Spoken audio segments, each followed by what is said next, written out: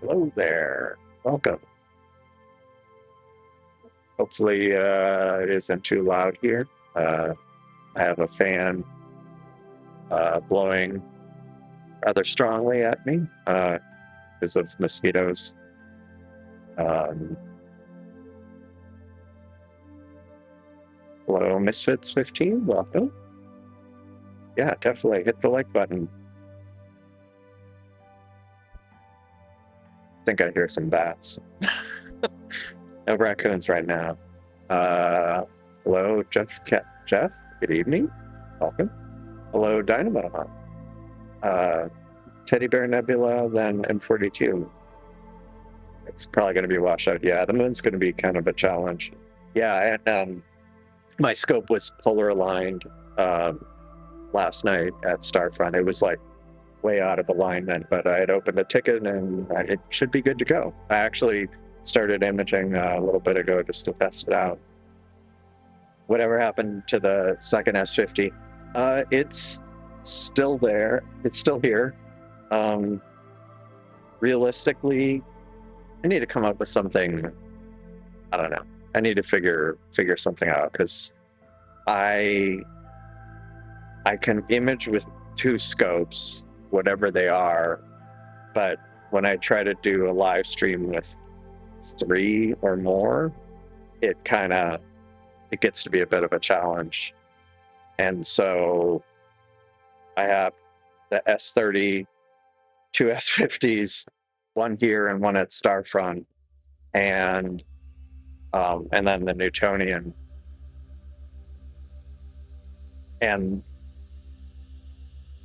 I guess the problem has been not problem, but I'll do the S50 at Starfront, but I like the S30 because it's got a wider field of view, so I'll use that at home instead of the S50, the other S50. So yeah, I have a couple thoughts on what I'm going to do. There was one point where I would have both S50s going at the same target, and then I would live stack the entire result together. I could do something like that. The problem is if I'm doing Starfront here, it's kind of, the data is very different because of the light pollution here. So I don't know, but it's sitting there. It's actually, I'm sitting just outside where I keep my scopes. And anyway, yeah, I see it all the time. Just was looking at it earlier, trying to figure out. I had charged it up and cleared it off recently, but I think the other problem is,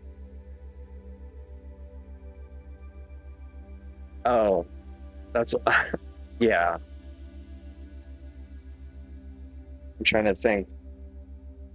Yeah, I do have another tripod for it because I have the S30 on a tripod. Well, not a tripod, but like a Skywatcher tripod. I have my refractor on a tripod, which I didn't for a while, but I'm thinking of starting to swap it out. Maybe it doesn't need to be on a tripod, and I could put the S50 on it. Yeah, I don't know. I'm still I'm juggling, trying to figure out. And like I say, doing three telescopes at once has been challenging, unless I'm doing something where, like with two S50s, where they're looking at the same thing and I'm just collecting all the data together. That was a long answer. Hello, Otto. Welcome. Good evening. Thanks for joining. Yeah. I mean, it's nice to be able to image, and plus, like, if I'm running the S50 and the S30, which I have done, I have been able to do the S50, S30, and the Newtonian at the same time. It starts getting a little challenging, but it does. Like, I'll think about what target I'm trying to image, and do I want something a tighter shot or a wider shot? Do I need a dark sky? Am I imaging like a a dark nebula, which is real challenging here. So yeah, I mean, it's still, I need to figure something out with it because I want to try to consistently use more of my gear, but I can't do it all the same time during a live stream unless I come up with a different approach. Oh wow, snowing. Yeah, it's supposed to get colder here on Sunday evening, but right now it's like 70 Fahrenheit or something like that. 75. It was up to 86 today. Anyway, let me switch to the scopes because they're already in progress. I didn't mean to start with that, but I have the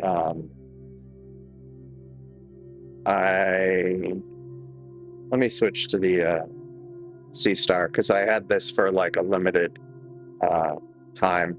Now the drops aren't thrilling me, but I ended up trying 20-second exposures, and before it was aligned, I was getting like 90% drops on 20-second exposures. Now I'm getting, what would it be, like 30% drops or something? Maybe a little less than 30%. Not ideal, but it was kind of an experiment. I wanted to see how well 20-second exposures were working. I might, on the next target, do 15-second exposures, but this is at Starfront. Let's see.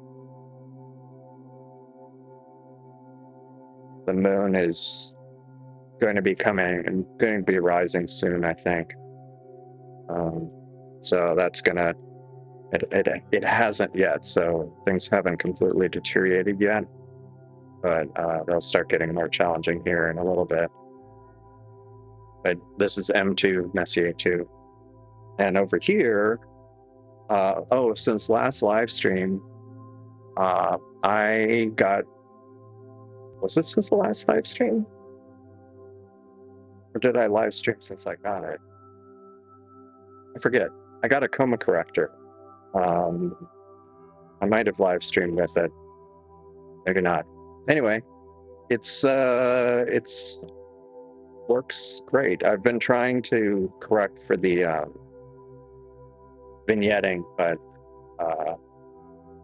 let me get rid of this. So I'm imaging the Bubble Nebula, Lobster Claw, and it turns out I actually got the, was it Northern Trifid Nebula, I think? Let me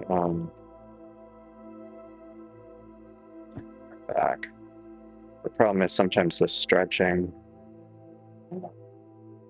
ends up crushing some of the background detail, but I mean, even if the moon isn't up, I'm still dealing with big gradient issues right now. But let's minimize this. And so zoom in here. And the stars are much, much better. But here's the Bubble Nebula, so we're up to almost half an hour. Am I reading that right? I have the screen brightness way down. So like this is, the screen's completely off, so the lighting is just, again, ambient light pollution. And then I think this is the little Trifid Nebula. Kind of a little overstretched in the corner there. But I wanted to get some of this Lobster Claw Nebula, which is kind of cool. And there's some bits of it that are to the left, but they're out of frame, and it could only so much I could get in the frame. At some point, I'll probably get the reducer coma corrector, and once I do, I'll be able to get more of the image in one shot. This thing.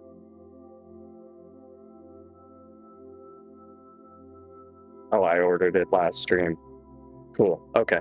Hello, Mark.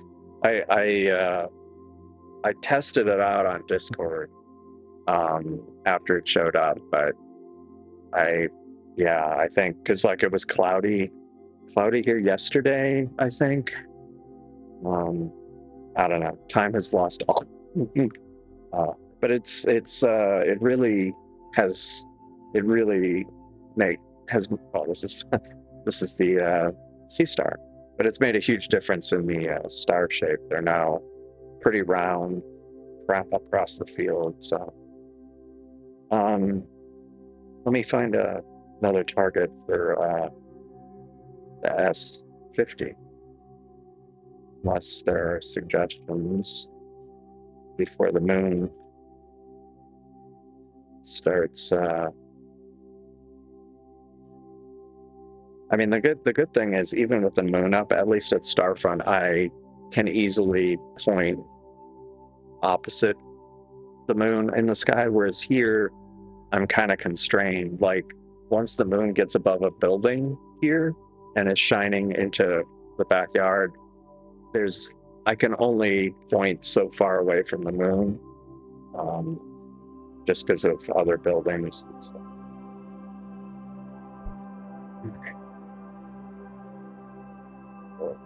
List.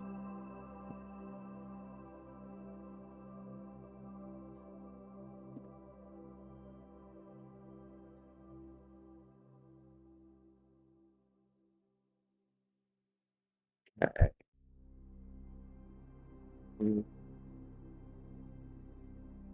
Right.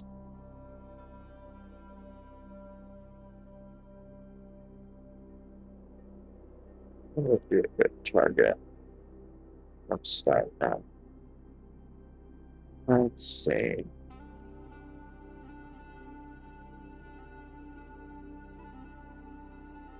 Streaming targets. After weeks and weeks this summer of bad conditions, we've actually had quite a nice stretch here of clear skies. And it looks like it might continue for much of the next 10 days as well.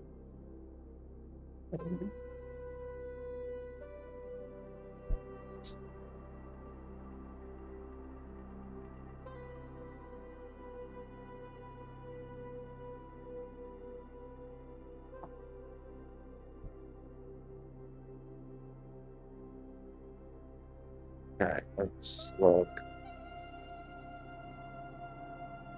Oh, let me switch back to the lobster claw and bubble while I figure out what I'm doing with the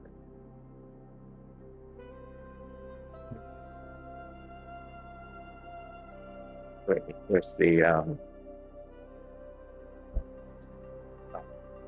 sorry, I'm just looking at figure out what I'm doing with the Seestar. All right.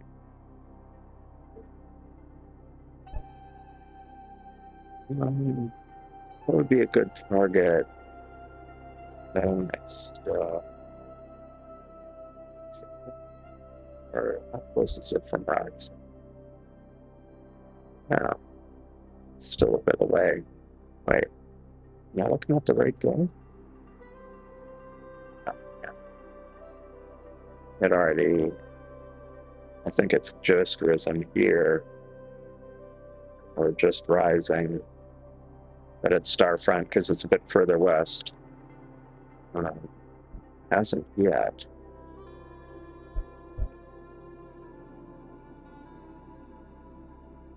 It's something like that.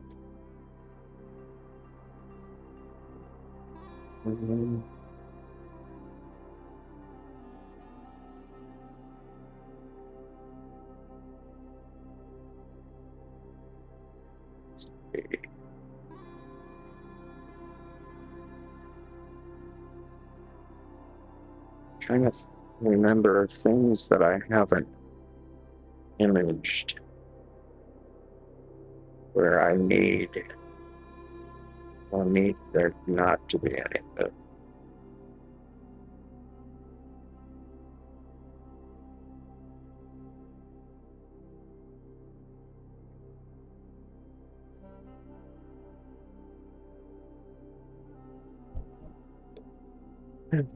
All right.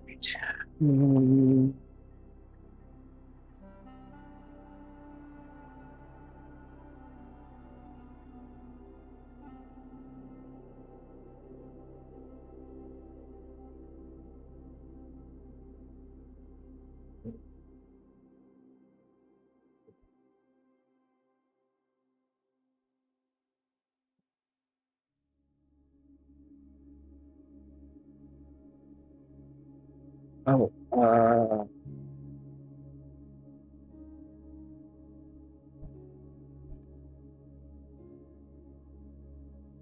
sorry, I just remembered something.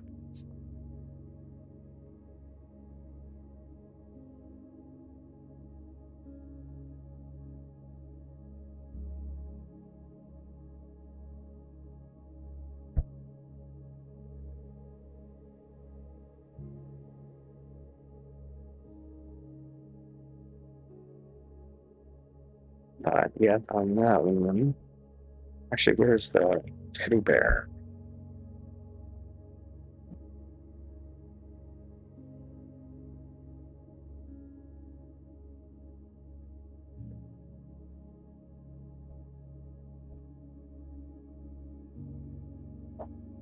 Skull. Okay, let's try that. That's good. NGC 246.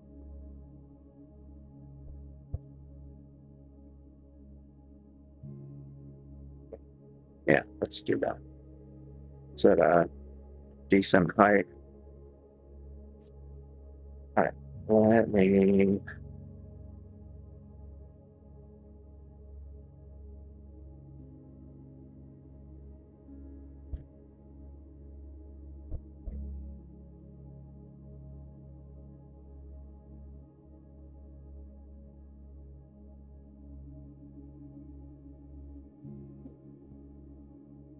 Okay. What a good. It's going to be a lot. Actually, I'm gonna. No, I'll leave it. I'll leave it 20-second. I'll leave the 20-second subs for now. We'll see how that goes.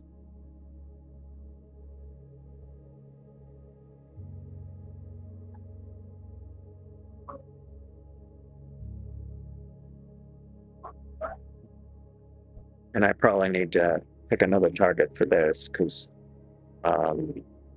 just because the moon's going to be rising soon, and it's kind of diminishing returns here.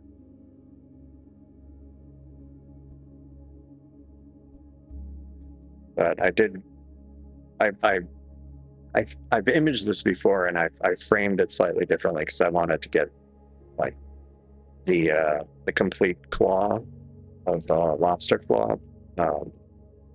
But I was kind of unexpected bonus was the northern triffid.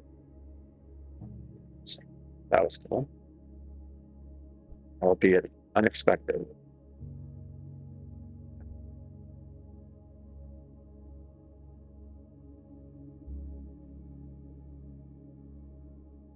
Okay, that's not off to a promising start. One drop. If it drops the second frame, I might stop it and change to 15-second subs and then restart it.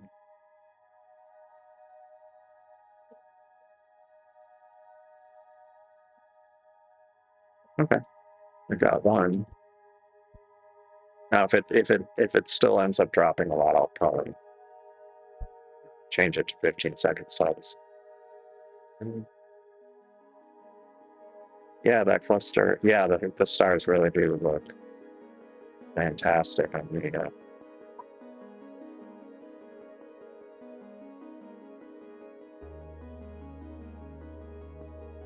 They're definitely very.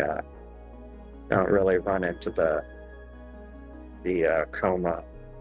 Now, one thing, the guiding is terrible right now. Oh, actually, it's gotten better.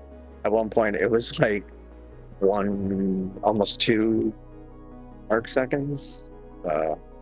It's good that it got better, but yeah, I mean, even going to like the extreme corners of it. This was the Skywatcher, the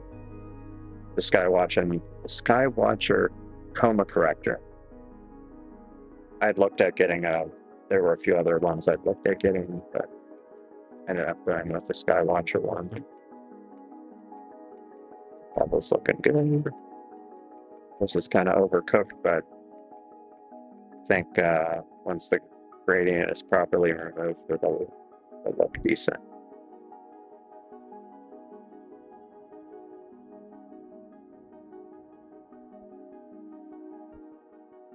All right, let's look at this. How are we doing? Oh, only dropped one. So we're going to rotate this. And so yeah. So skull there. Yeah, the skull. Yeah, the star. Huge difference on the stars.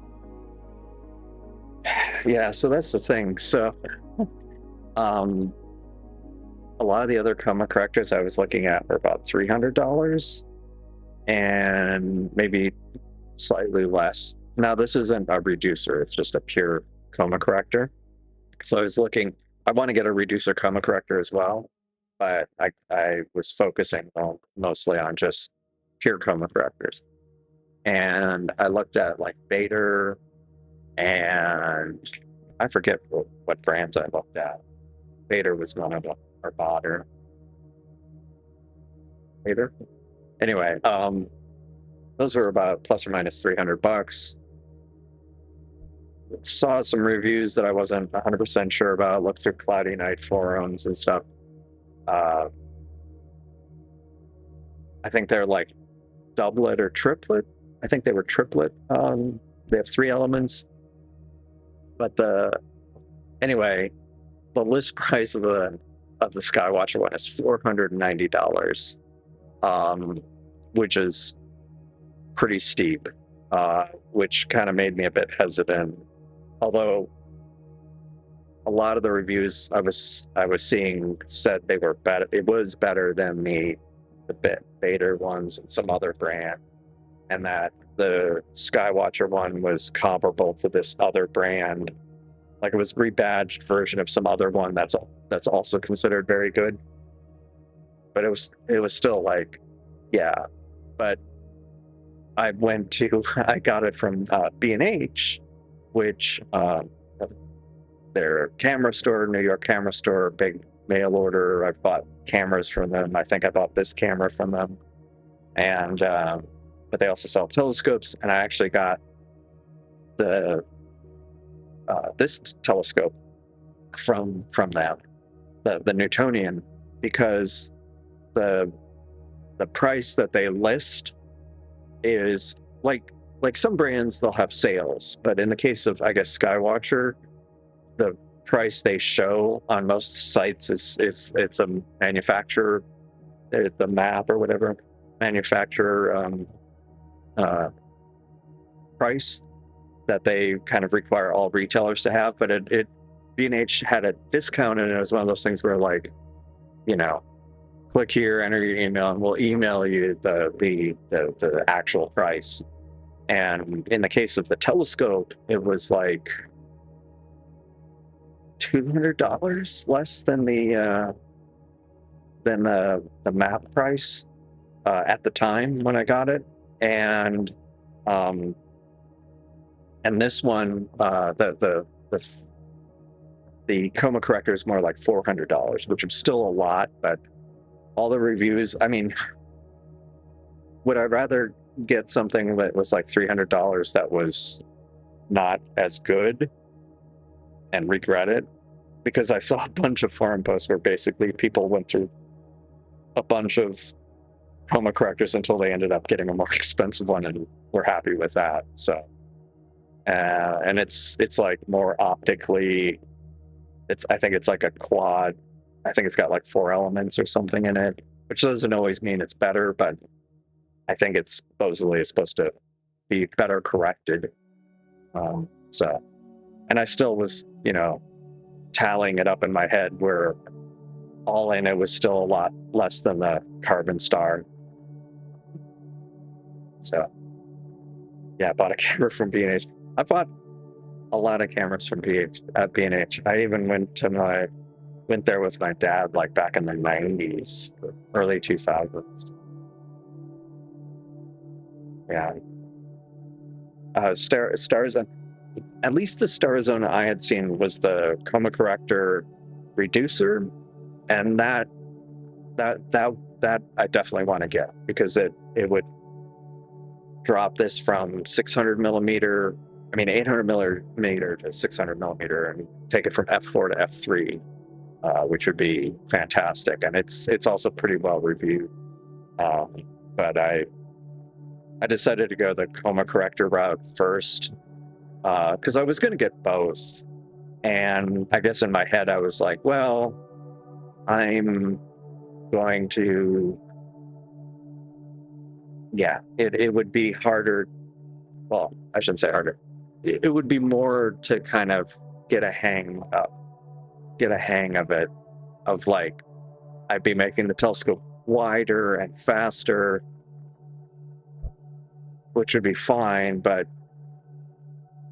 basically I wanted to get both eventually anyway. So I just thought I'd start with the reducer corrector, but I ended up just going with the corrector. Yeah. And I guess that was the other thing, that I'm like, do I want to spend the same amount on just the chroma corrector that I can get the chroma corrector reducer? But then with the discount from B&H, it ended up being less. So I was like, and yeah. Between you, me, and the wall, I had like a B&H card where they had like, you could pay over 6 months, no interest. I'm like, okay. That makes it a little bit easier to swallow too. Yeah. Oh yeah. No, and now of course I'm like, oh man, I want to get this under a dark sky to get rid of like some of the gradient, but yeah, we'll see. This is coming along nicely. Drop rate isn't too terrible. I'll switch it to 15 seconds on the next target. But speaking of which, I need to figure out another target for this. So I'm going to just stop the stack here and figure out. Oh, hello there, Dustin. Welcome. Thanks for joining. Glad you're here. I'm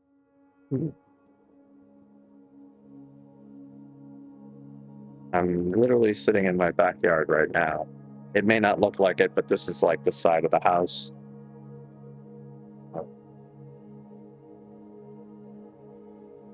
Oh, hello, Benji. Welcome. Thanks for joining. All right, so, what target for the Newt?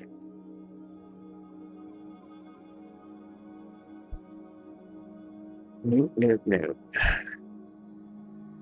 I have a list here. I was just.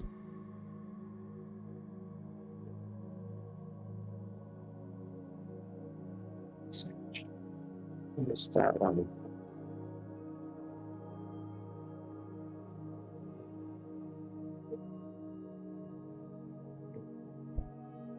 All right.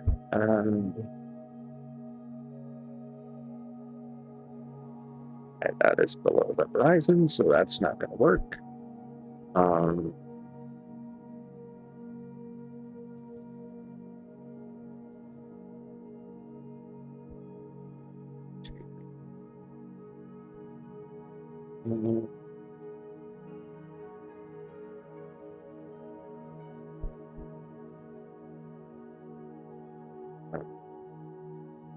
So I got the bubble. What would be another good one to get?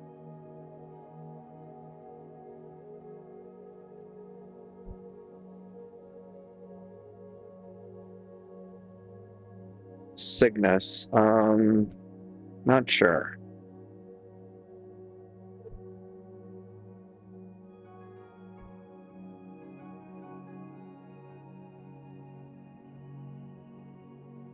Let me see. I think it might be behind a building now. Yep. It's unfortunately behind the building. Here at least.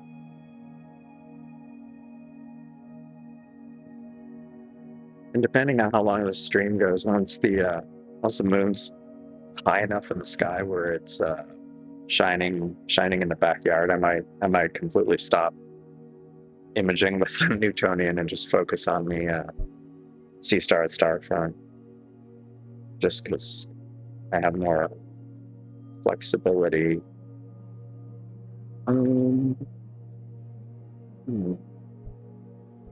What would be a good one?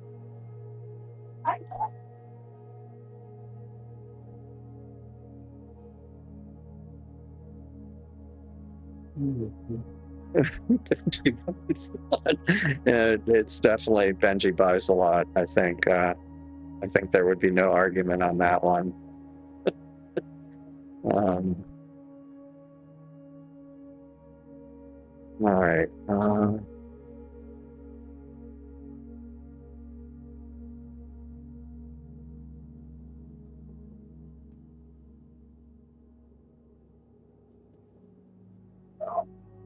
Just kind of looking at the conditions.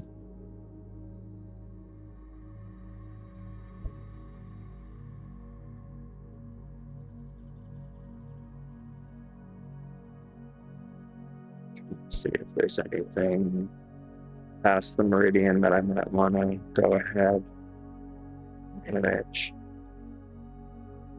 What's that?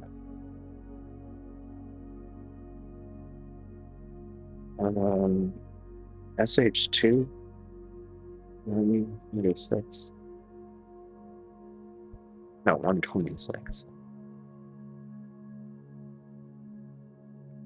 The Great? What? I have never. The Great Lacerda Nebula?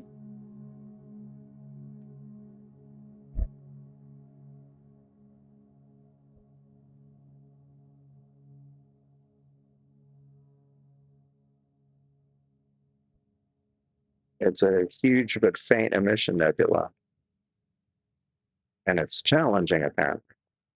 So, of course, I want to try it. Let's see, what's this?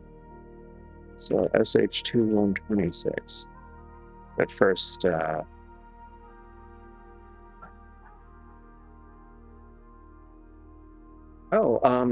yes, I'm in building 6. Cool.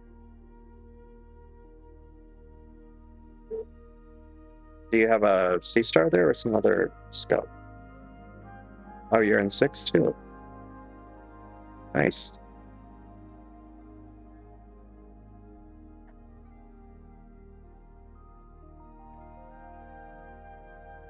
She's astromart. Nice.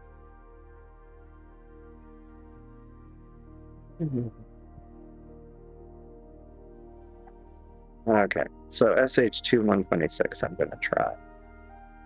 Apparently it's a challenging target, so. But it is an emission nebula, so maybe it'll be okay. And it's almost straight overhead. It's just past the meridian.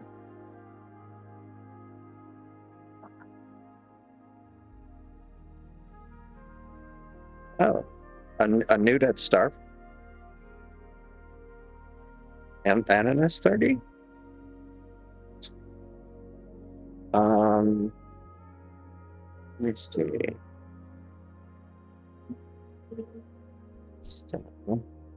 Yeah, unfortunately, for better or worse, this Newtonian is sitting in my Bortle 9 backyard, not that stuff.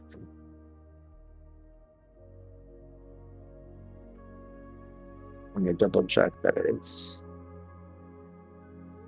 126. 126. Okay.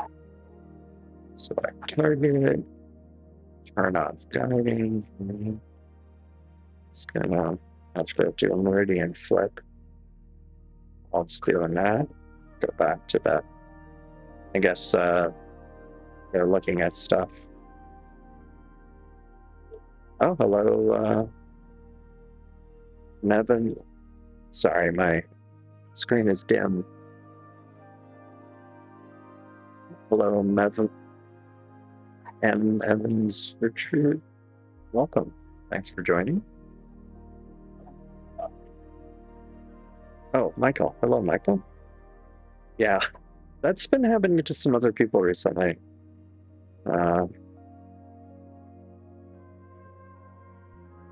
Yeah, don't try. Yeah, sorry. We'll go with Michael. Thanks for clarifying.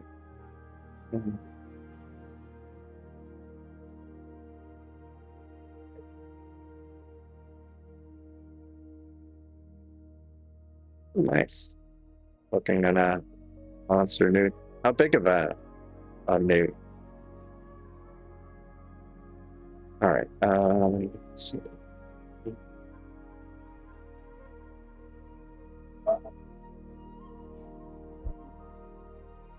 Okay.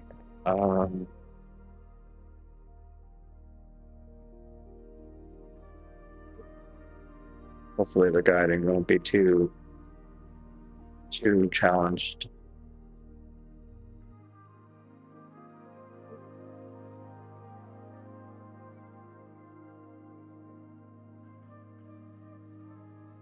Even though it's past the meridian, it's at a point where it might be able to track it for a bit. Let's see what the guiding looks like.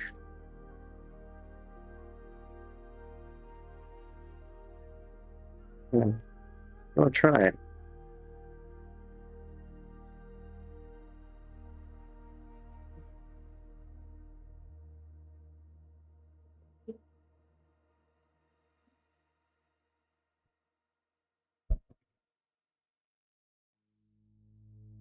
Yeah, that's interesting.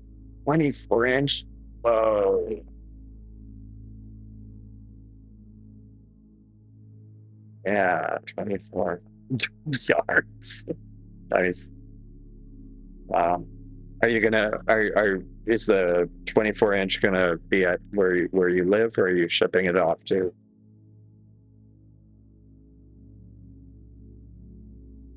Yeah, I can't. I think I'm happy with the 8-inch Newtonian I have, and I really don't see myself getting a larger. I mean, famous last words, but I don't see myself getting a larger scope here, just because of the hassle of taking it in and out of the house and the light pollution. It's just can't rationalize it. Okay, nice. Okay. So you got a 24-inch nude, and nice, very nice.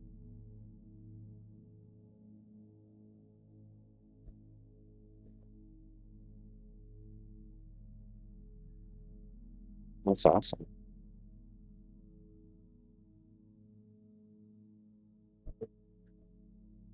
Hey,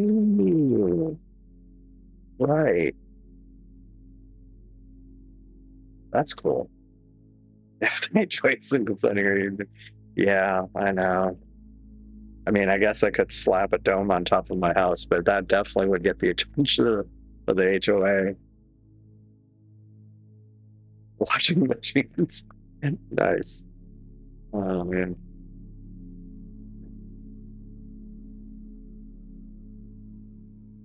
Although I don't know, we measure it in yards. It's meters. Got to measure it in meters, not yards.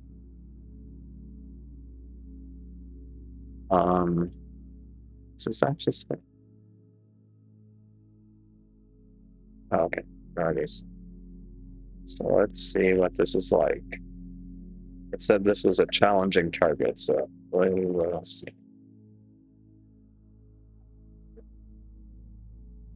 Yeah, I could see that it might be challenging. It's not immediately. I mean, there is some hydrogen signal in there, but I think this is like this might be the brightest part of the nebula. So let me see if the color calibration does anything different.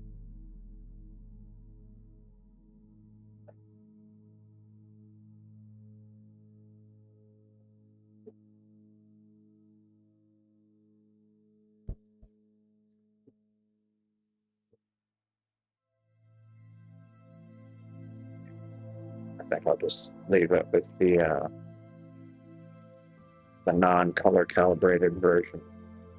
Oops. Back rather than just go back to a normal stretch.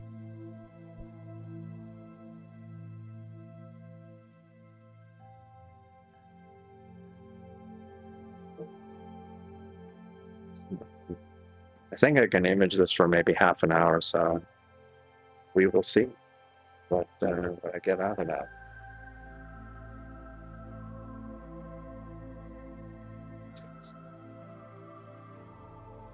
Double check that this is updating.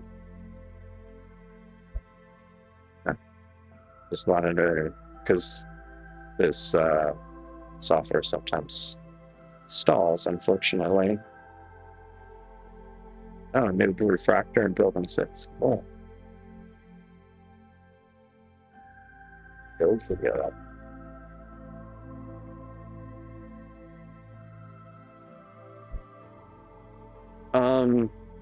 I mean, you can always change it. You don't have to pick. You can. I mean, you don't. I mean, because like a lot of the telescopes, when they or all the Seestars that were at Starfront before mine were in alt azimuth mode, and then people sent wedges to get it switched to equatorial mode. And I know of at least one person who's going back to alt azimuth mode, or might be going back to alt azimuth. Yeah, got the idea. I mean, ideally you decide before, but honestly, you can just send it and then send a wedge later. Nice. 125. That would be nice. Have the chair. Yeah, the star is getting better. The gecko, it says it's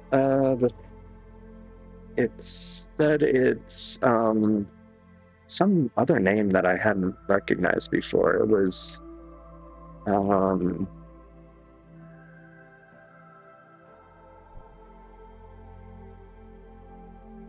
maybe this is, I don't know if this is the gecko, maybe it is.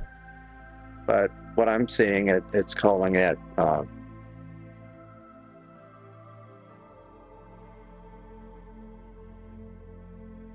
on a second.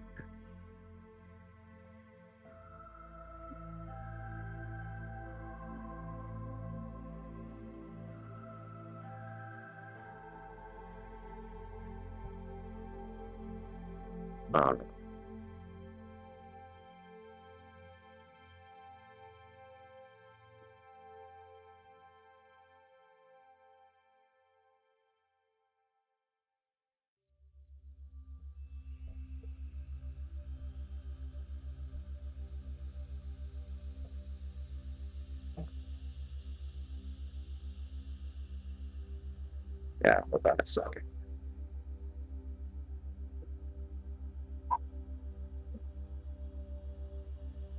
I closed up the chat in the browser.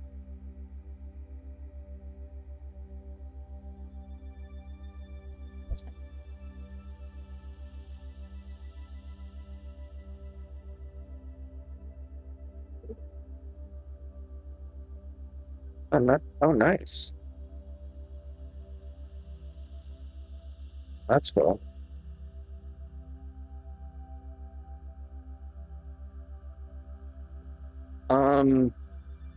I mean, if it's on an equatorial mount, I mean, the way most of those sea stars these days are going on the shelf, so they have pretty good, clear visibility to the south, east, and west, or just south of east, due east and west, and like very low visible. Like I'm able to image things that are less than 10 degrees above the horizon. Oh yeah, nice. Okay. Okay, cool. Well, thanks for dropping by, Dustin.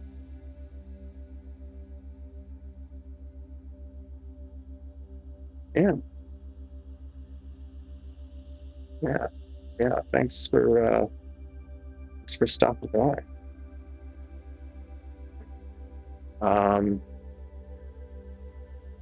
Okay.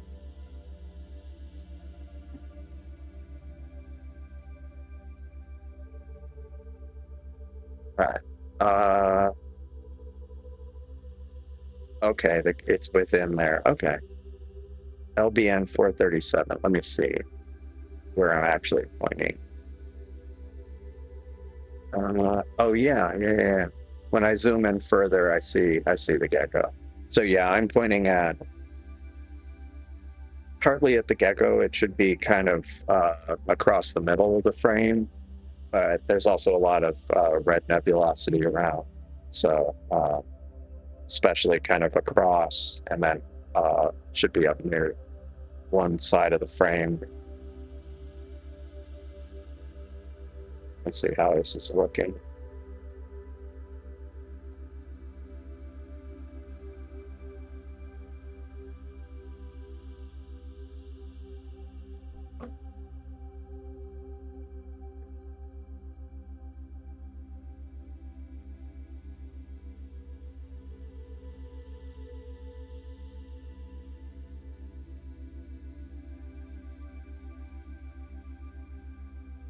This is going to be a challenging target.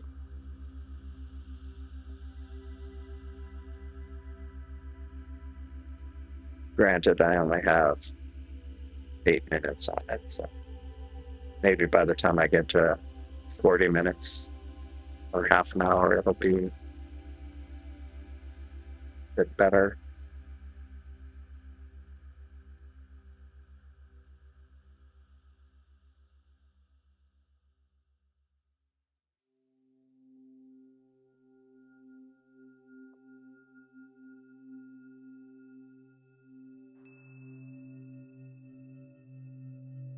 Helps if I was pointing on the right thing.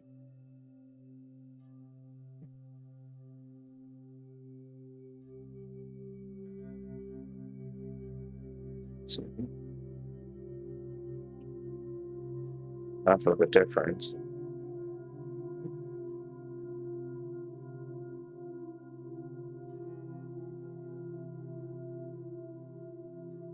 I mean, you can see the red nebulosity. It's just, oh yeah, like you can see this kind of bit, and it'll be interesting to see getting rid of the gradient, what it would end up looking like.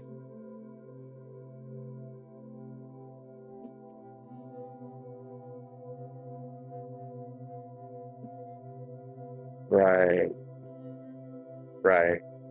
Yeah, I mean, I'm trying to. I was mostly kind of looking at the emission part. Yeah. Well, of course here, I'm not sure about the broadband. I haven't watched the thing about Piers yet. Today was such a busy day, but I have it queued up, so I will be watching it probably tomorrow.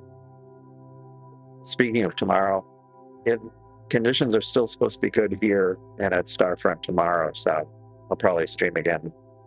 And I may, because the moon will start, once the moon starts getting kind of annoying here, I'll stop with the Newtonian, and then depending on how things are at Starfront, I'll keep going. Since tomorrow will be just that much, the moon will be rising just that much later. Okay, cool. Yeah. All right. After the skull, what should I try from Starfront?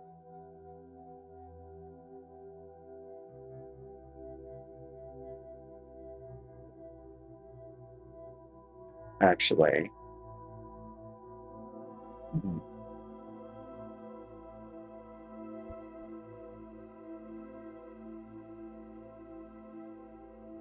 Maybe I'll do the same thing. Maybe I'll do this SH2 126 at Starfront.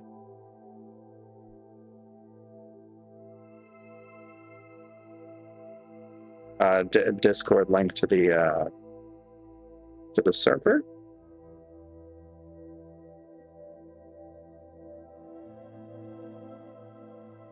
Let me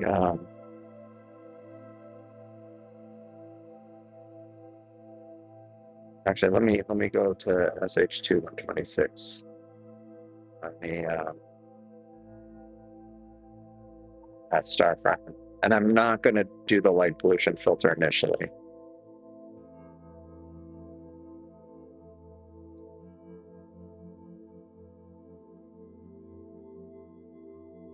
Although I did say, so I'm going to stop the imaging at Starfront because I said I was going to change to the 15-second subs.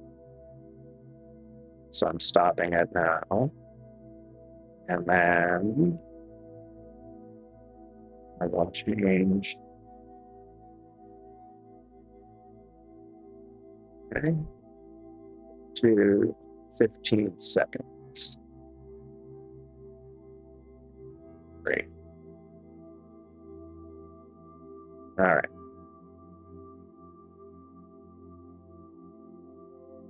Schedule. Okay. So let's get that. Not going to do light pollution filter for now. Just want to see what it's like with broadband. Okay.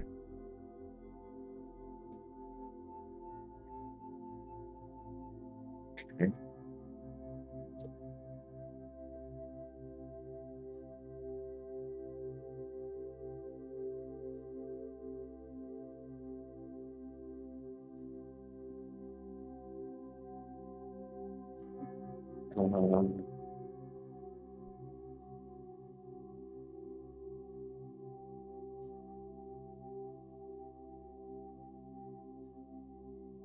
Rack cages.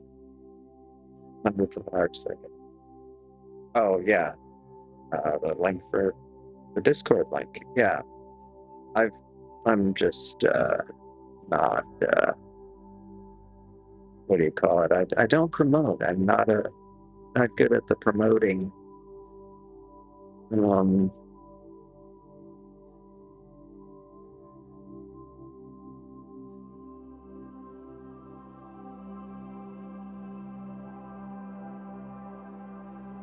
So the Discord server, this is the link to it. I'm looking up because there's a small plane that keeps crisscrossing the sky. It's a little, not a Cessna, but something like that. It's going very slow. It's very strange. Observatory, great, nice. Nice. Well,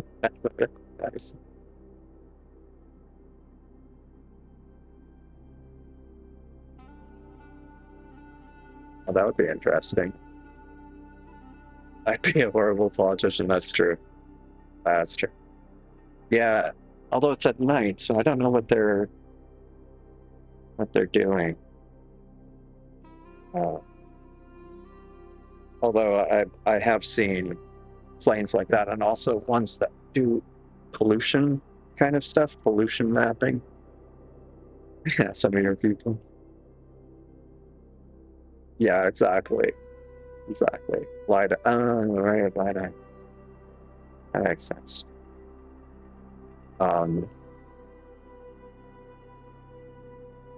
Okay, let's go back and see what we got here. So I'm intentionally starting it without the light pollution filter. I mean, without the light pollution filter, just to see what I end up with. It might not amount to much, but at least I'll try.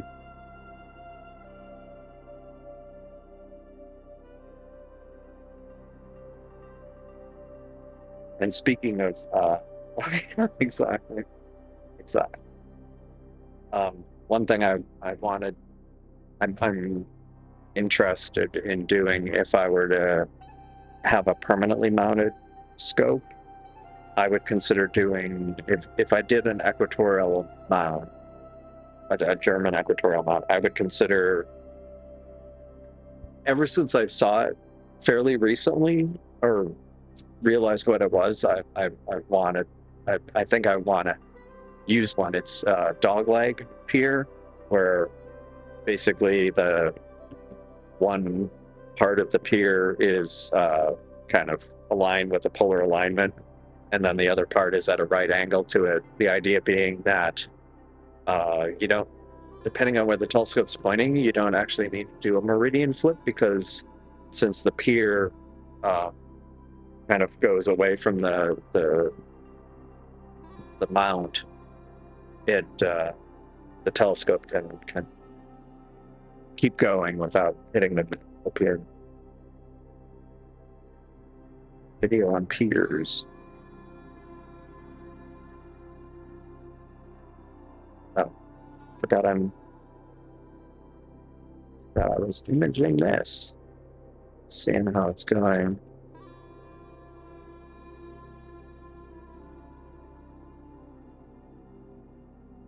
It'd be kind of funny, not funny, but funny, not funny, if that plane, which is still going around, ends up going right through my field of view. It might have actually gone through my field of view. Hopefully not. I wonder if it showed up in the guide scope. It's too late now. I guess it missed the field of view. That's good. Oh, I say that, but we'll see what this next sub looks like. Hopefully it did miss the field of view. Otherwise, it's going to be bad.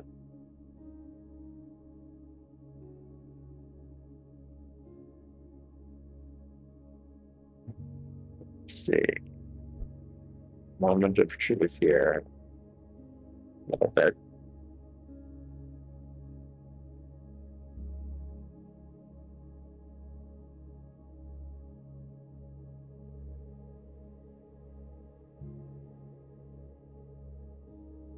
All right.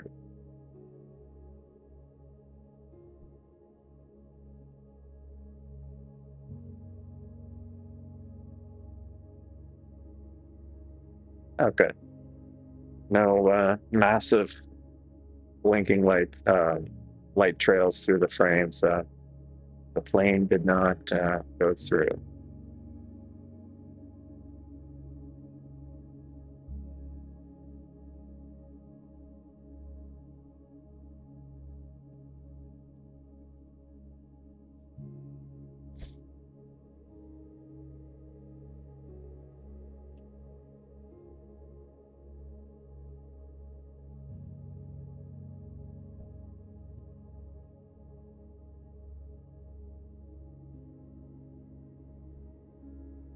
A metric ton.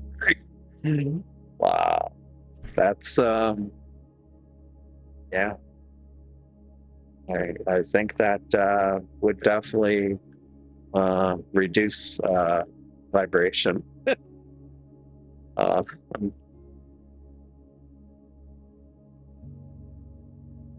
Like less than a yard of concrete. But even so, that's a lot of, I mean, it's a weighty amount. Okay, now I'm curious. That plane just keeps going back and forth.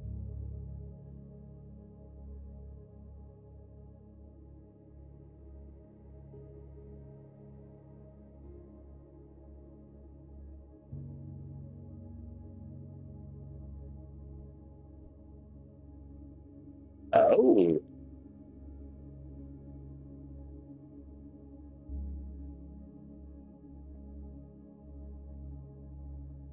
Oh, that's unexpected. It's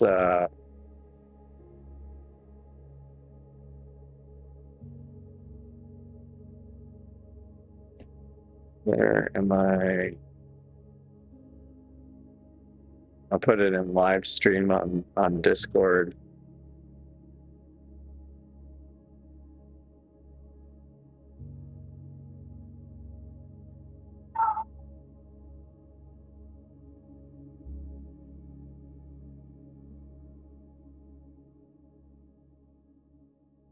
It's a Houston Police Department airplane.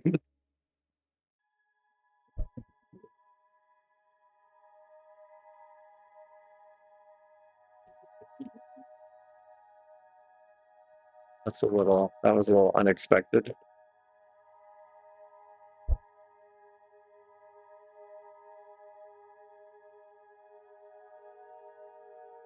Wow.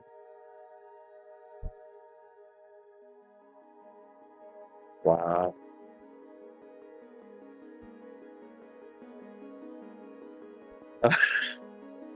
That's crazy. Well, at least it's a Houston well, I shouldn't say at least. It's a Houston Police Department, but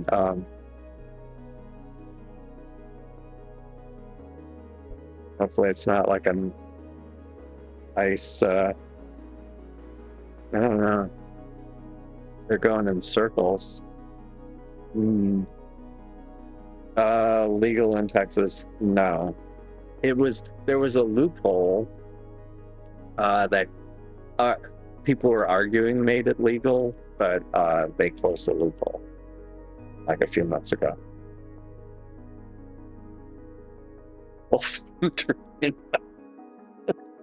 Oh wow, that would be a lot of concrete.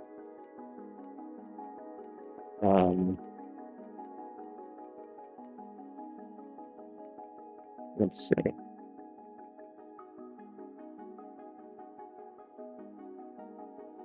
Wow, that's impressive. Yeah, Texas is definitely one of the last ones. Definitely has the some of the I don't know what you would call it. Yeah, they had the greatest restrictions. Although it is interesting because like in some of the major cities, it's basically been decriminalized in the sense that the police won't, like, they have other things to deal with, and they basically stopped most, if not all, like they would just give you kind of a warning or something, I think. But it's been that way for like decades here now. But even then, because of other law enforcement, they it wasn't it wasn't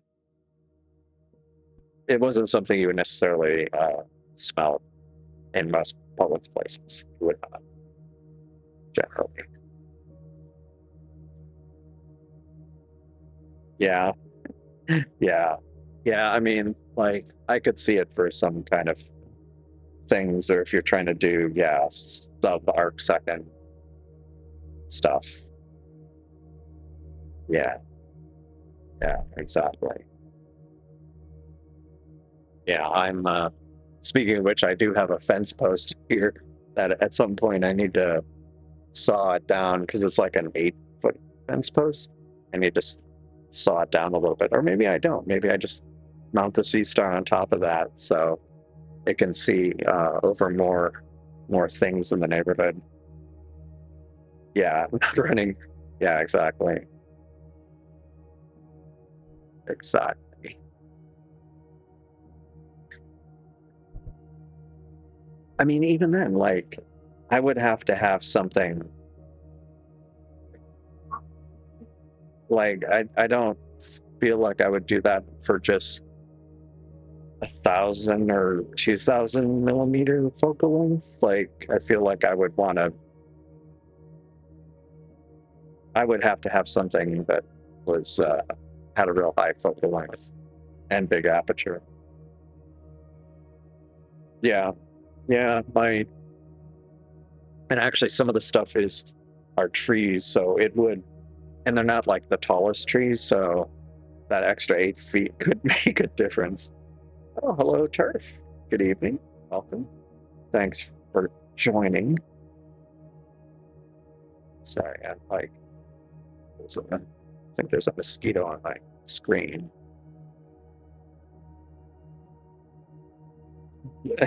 I smell here.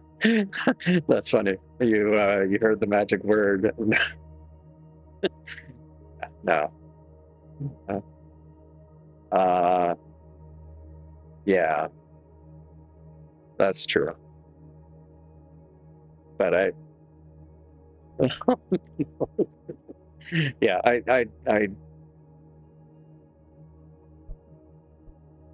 yeah. I mean, I'd probably put in a pretty solid mount if I had like a permanent setup with.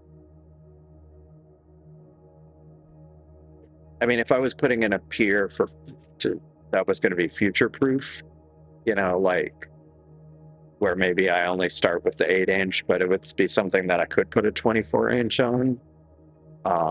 Yeah, I would probably over-engineer it rather than having to do it more than once. On the other hand, if I had like a little roll-off building that was big enough for a few piers, I'd probably leave room for a bigger pier and just start with a more average size one. No talking. Nice. Gosh. I have to double check the I don't think my channel is listed as like a kid friendly. It's not that it's kid unfriendly, it's just I don't want, yeah. Yeah, it must be, because don't want to get dinged.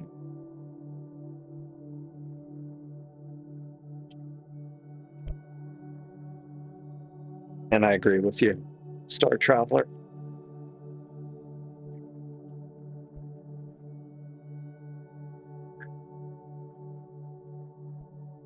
That plane is going really slow. I wonder if they're like scanning. I'm wondering what the heck I'm doing out in the backyard with the scope pointing up at the sky.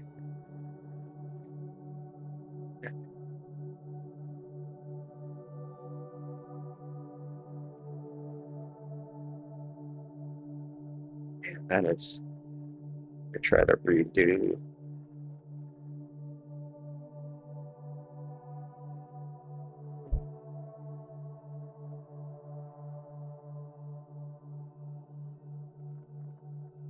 I am curious eventually how the 3 nanometer filter work compares to this one. How much it would help with some of this gradient.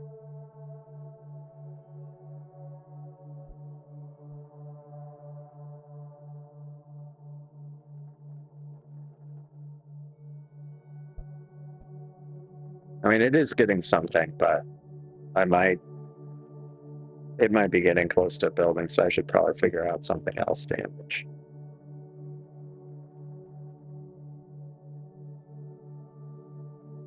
To the concrete truck.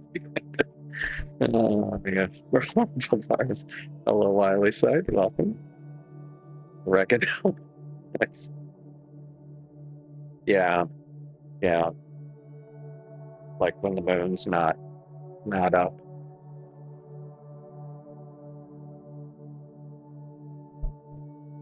All right.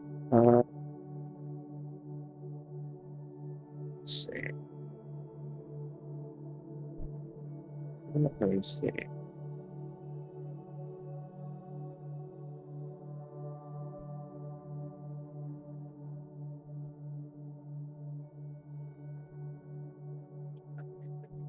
Okay.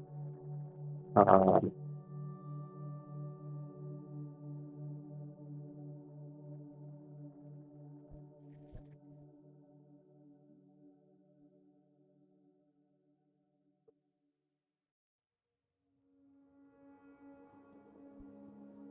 all right. So let's see.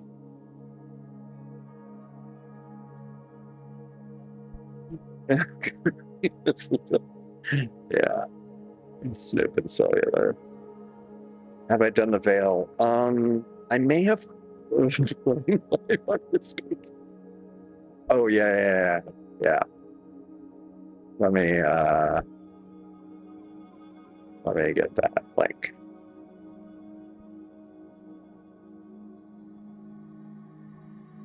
Or let me. Oh, nice. Let me pop this in a.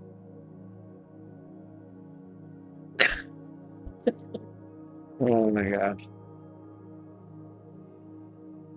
Let me switch. Let me turn on the sharing. Hold on a second. Um,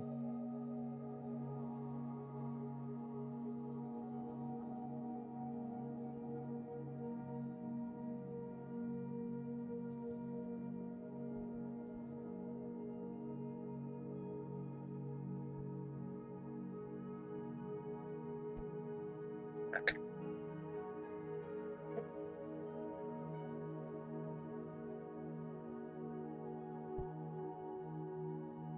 Oh, that's one. There we go. Jeff has the plane that's circling above me.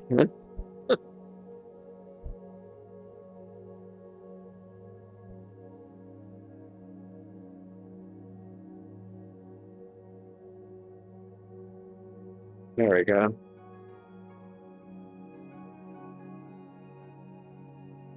It's funny.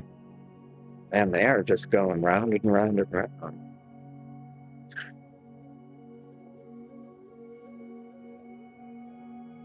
Astronomy, astronomy and flight tracking. It is random. Very random. Oh, interesting. Oh, cool. Nice.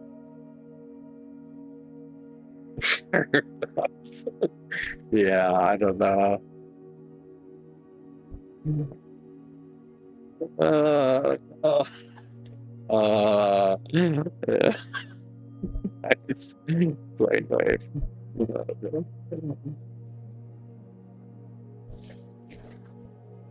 Oh man. Oops.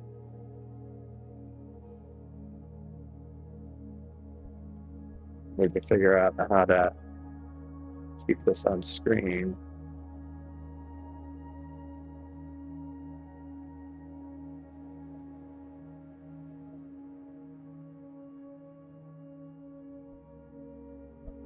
Oh, that's how I just in this.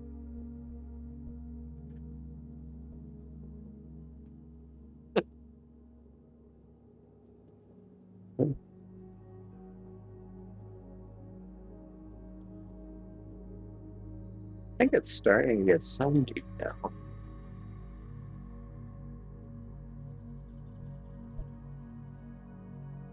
Oops.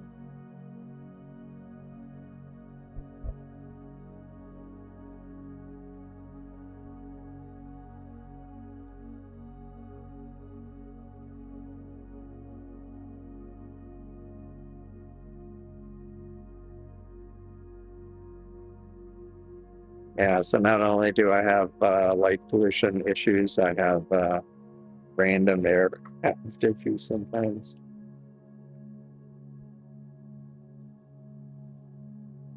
Yeah, I think I'm gonna stop this. And I think the problem is with the veil is it is behind a building now, of course. Yeah. All right. Let's see.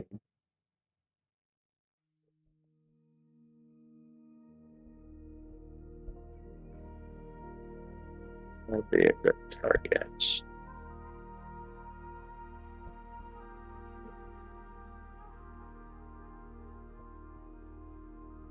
Um,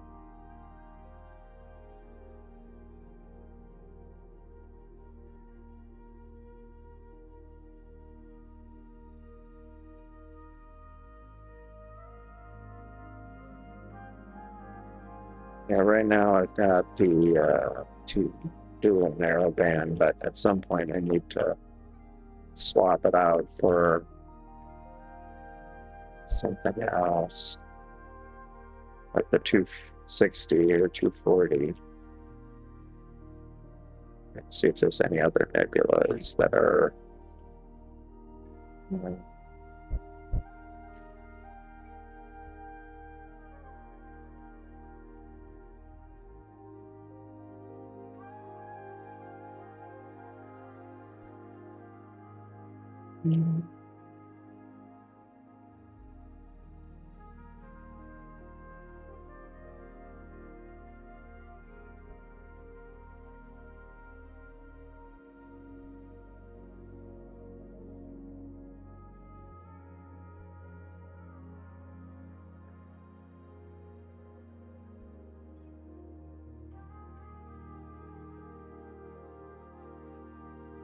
Wondering, it's gonna be hard.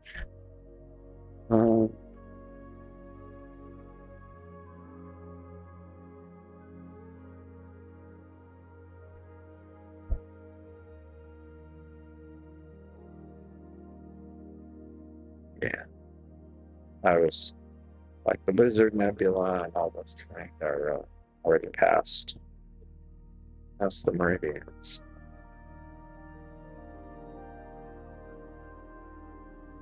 Well, I try to.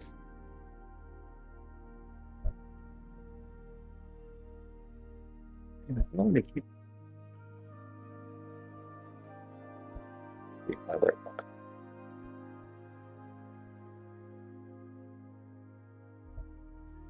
Oh, actually, let me look to the south. Plane leaving, finally leaving. Nice. I hadn't heard it, but yeah, there you go. There we go. Yeah, we were on to burned enough gas to land. Oh my god. Although airport.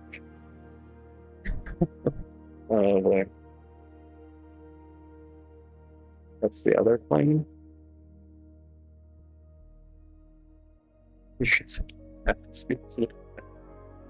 Yeah.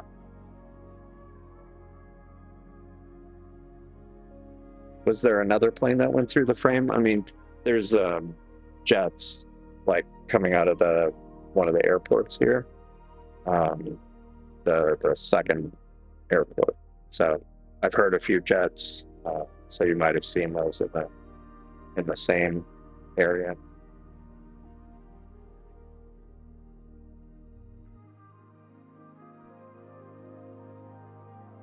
Yeah.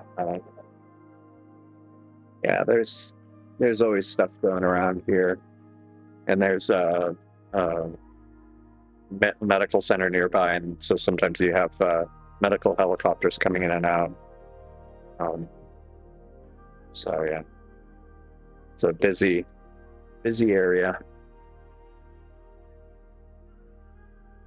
Okay.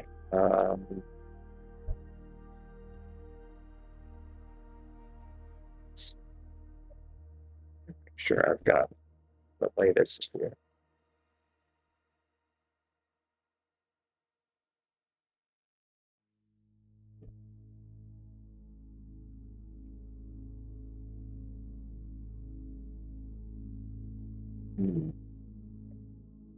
So fail to load here.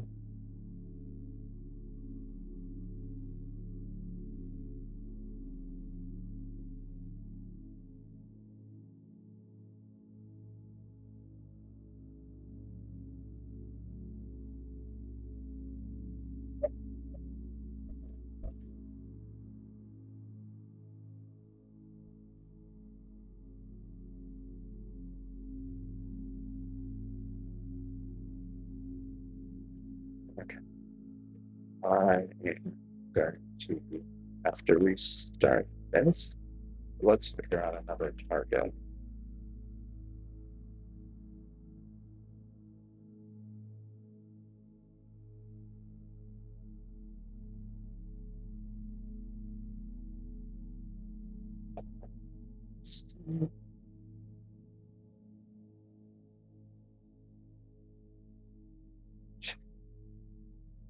Give me a moment. All right.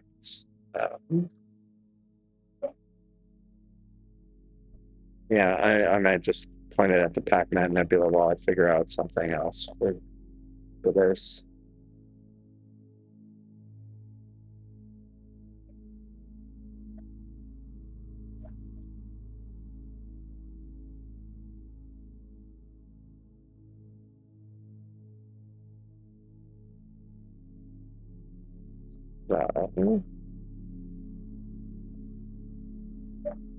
What else? There should be. I had to restart the telescope software at Starfront ESC just because it. I was looking at it earlier today. I hadn't committed any code in like a month and a half, 2 months. So I need to fix that to fix some of the issues. There we go. Oops. We'll do that. And starting to get some of the gecko there. Trying to see it through here, but kind of faint. But it's starting to get some of it. I don't know how long I'll be able to image this because you can see it's starting, the sky's starting to get washed out from the moon. Is it now circling up here? Guess so. Went off somewhere else to go circle.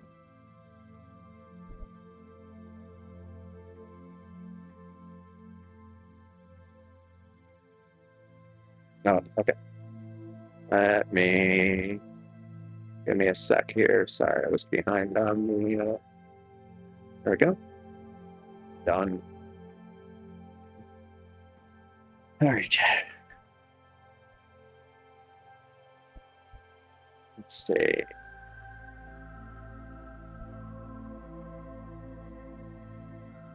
Okay. Yeah, they're going pretty slow. Elephant's trunk? Like, it's checking out the one. Yeah. Yeah, let me see.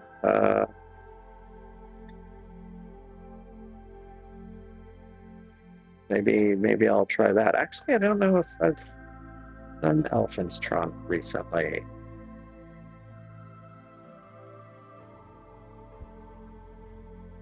Oh, of course.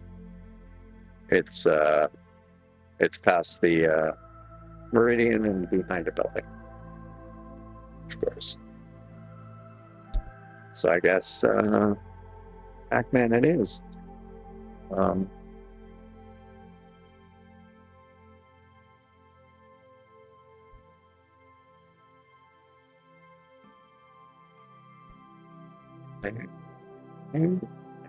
There.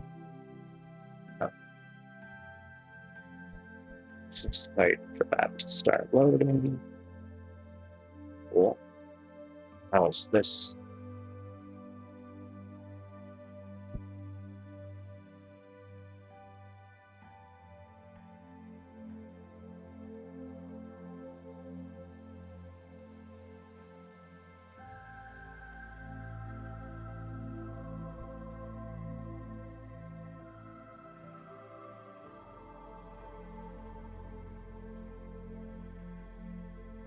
Oh, interesting.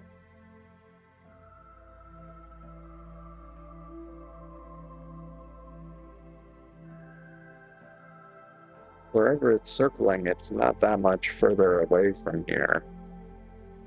Wow.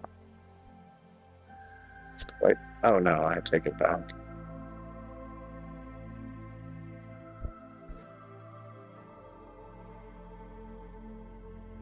That was quite the path.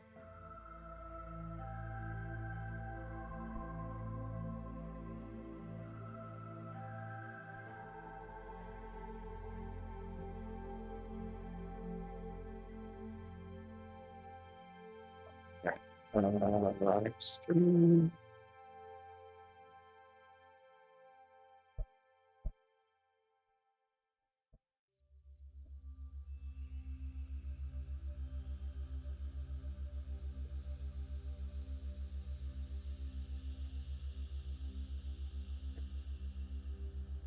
Yeah.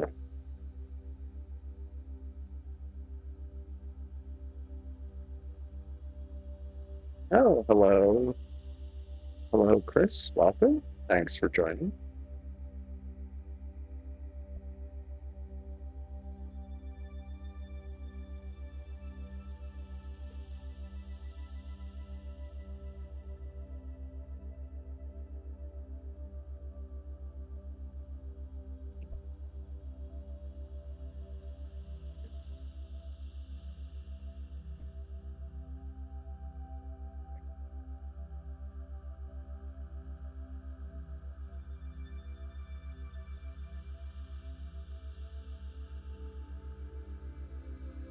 So this is the gecko coming in very slowly at Starfront. Hearing a plane again. It's a helicopter.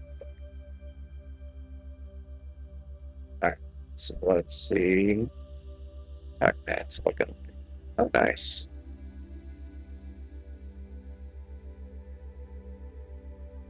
Oh, lost guiding.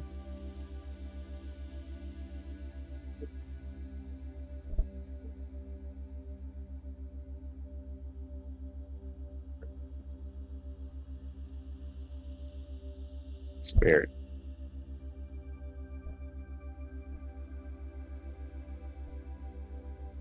That's just one sub. That's good.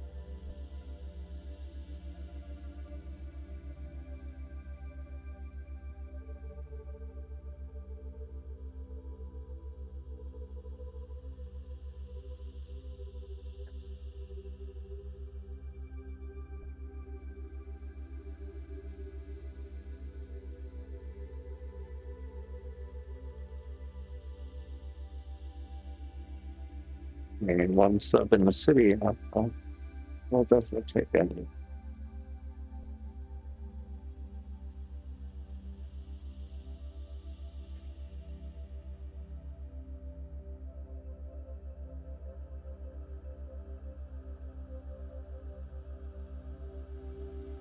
One thing I'm going to try. Let's play this. No, this.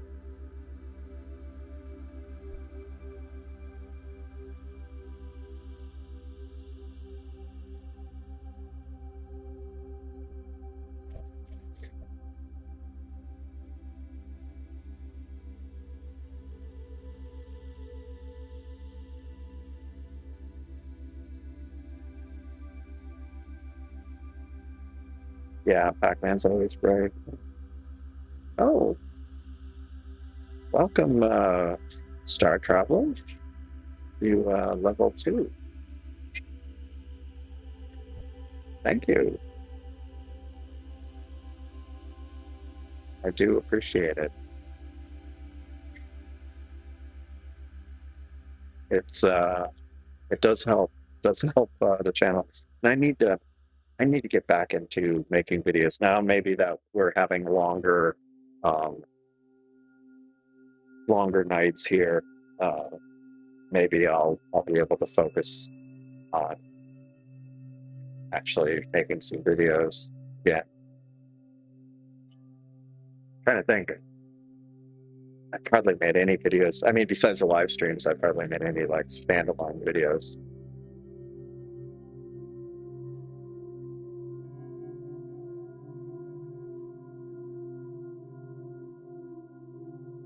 Let's see what the second frame looks like.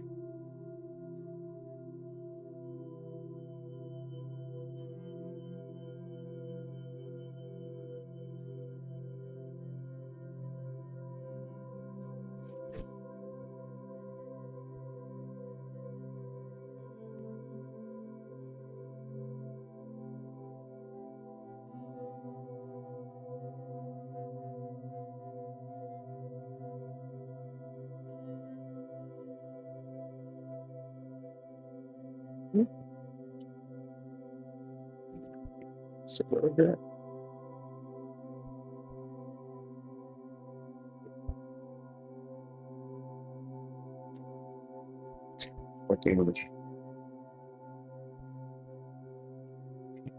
I mean, I guess it hasn't been going long enough to really have that bad of a gradient. So that's good. Look at that there.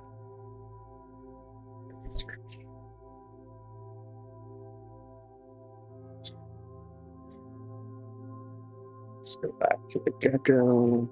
Make sure it's loading.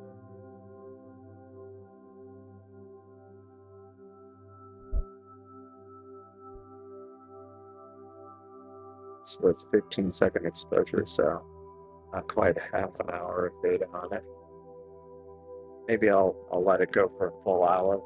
I guess it depends on how bad the light pollution for the moon ends up being. It looks like it's starting to get washed out. I'll stop that.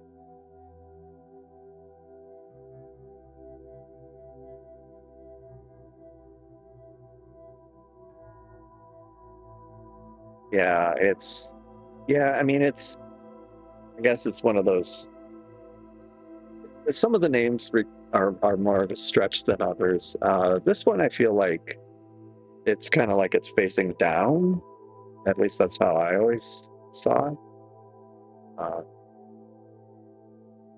But yeah, some of them are definitely more of a stretch.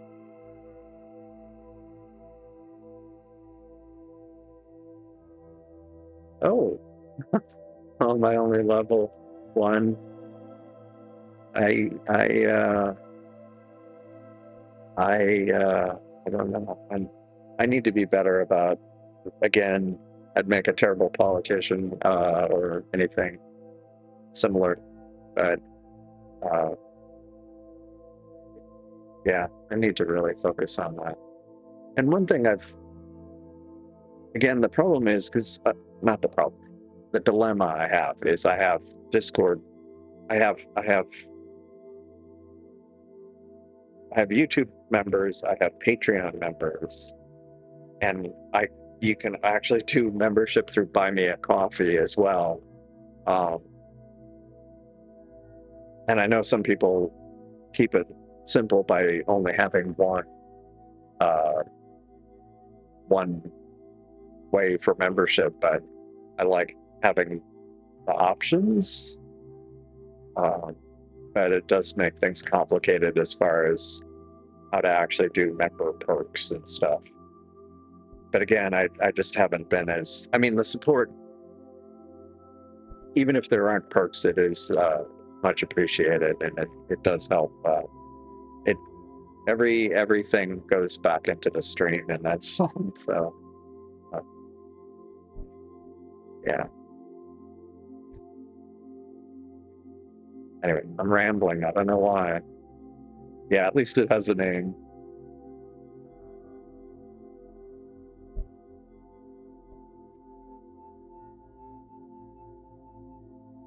Yeah. Yeah. Yeah, I mean, as far as like letting you play the videos, because I have seen a lot of member only videos getting promoted on channels that I follow, or even some that I don't, but that I've watched some of their videos. Oh man, that's fantastic. Yeah, no, it has been kind of it does, for me personally, it can be a bit frustrating because um, maybe it's a big channel and I watch their videos. That's the way I support them. I don't support like some creators I do subscribe. I do join the channels, but some I don't. And then I'll see these member only videos. I'm like, oh, that looks. Oh, I can't watch that. um, which gives the best cut? The one that probably is the worst cut is YouTube, but it's the most convenient. So I don't. I don't. I think it's a great option because it's very convenient, and it also shows that a person's a member on the streams, um, and in comments. Probably, I mean, and the problem is a lot of these some of these companies that do some of the kind of creator services like Patreon, they had a certain way of, like, it was a fairly low percentage that they took, like 5% or something. But I haven't dug into it more deeply, but it looks, I think they've changed it where now it's a little bit higher, with the idea being that they spend the money on, improving Patreon. Um, but I vaguely recall some people weren't happy about that. And then I think Buy Me a Coffee was actually the best, like the lowest cut. They're pretty minimalistic, which is probably why. But it's got a very high pass through. I need to go look at it to see which one is the best. Yeah, no, I can see that. Oh wow, yikes! Frequency places. Oh my gosh. Yeah, yeah. Buy Me a Coffee is good. Oh wow, yeah, yeah. Definitely get some sleep. Thanks for joining, Ben. Have a good rest of your night. Hello, Dark Shades. Good evening. Thanks for joining.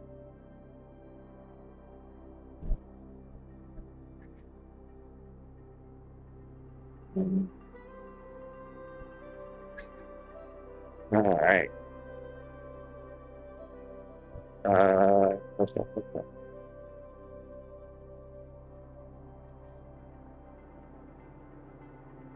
See what this looks like overall.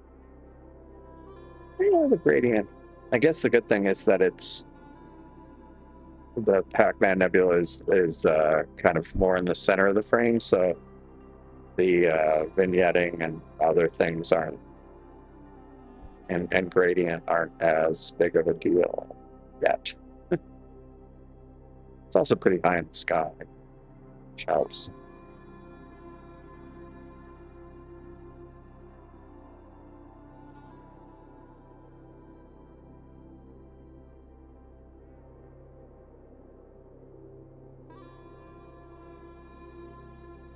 So very nice.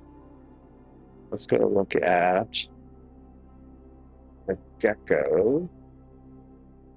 It's starting to get washed out from the moon, but this still looks okay. But I am tempted to stop this and move on to another target before it starts getting too washed out, because I don't have a filter on right now for this. So yeah, I think what I wanted. What to image next? A pay-per-view. Nice. Yeah, I don't know. That would be one way to drop my views. Yeah, I don't know. I don't think. I mean, I have heard some channels where they have like a high percentage of members, but it's still, yeah, And I think the majority of the videos are actually members only.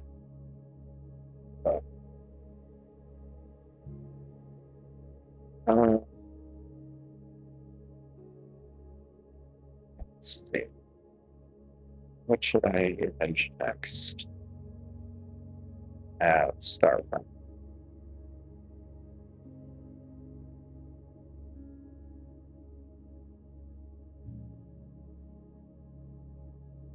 Now there are a lot of options since I have almost no obstructions.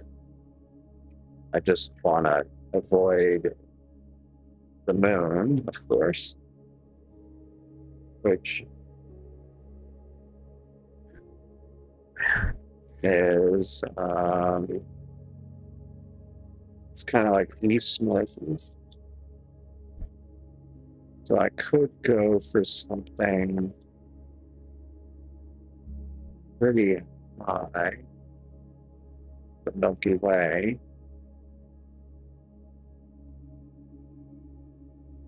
How about the Pac-Man at Starfront? Yeah, actually, that's a good idea. Let me do that. Get Pac-Man parody. So let's go image.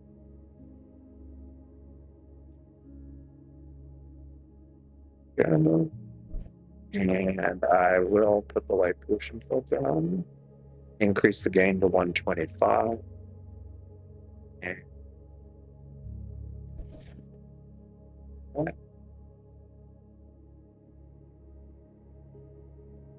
And I will go on to the next target.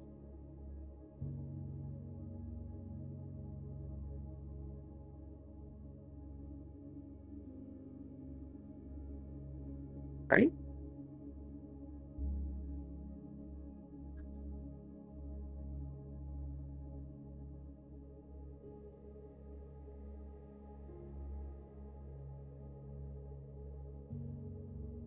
So we'll have Pac-Man versus Pac-Man.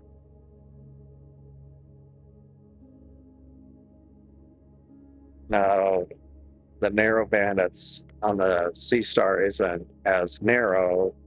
On the other hand, the skies are better there. So, interesting.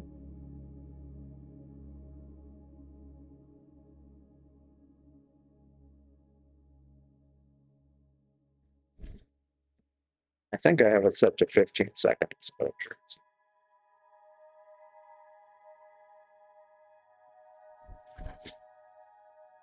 And this is, yeah, misleading because it grabbed the last complete frame, which it shouldn't have.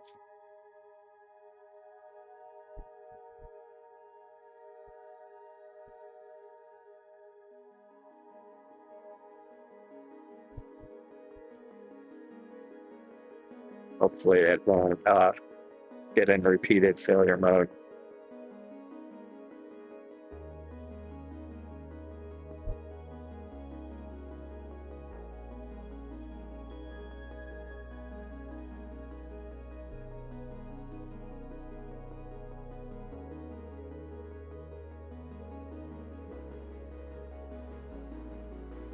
Now it's only got like 45 seconds on it, so we'll let this go for a bit.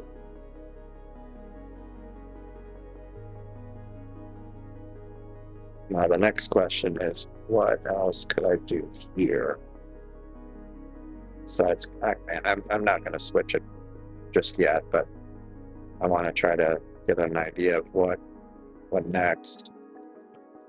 When does the moon get above the building? I've got like an hour here before the moon. I mean, the moon has risen. It's just I have an hour until the moon gets above a building. At that point, it's high enough where things start getting a lot harder to image away from it. So let's see.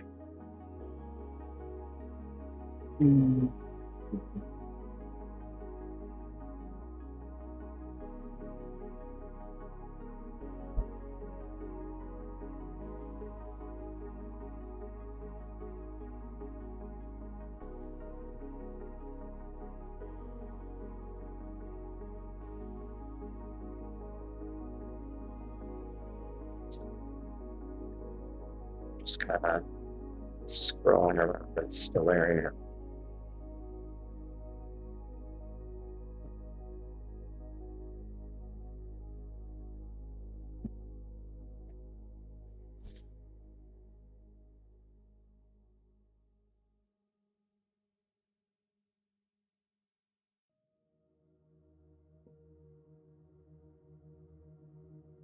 Yeah, but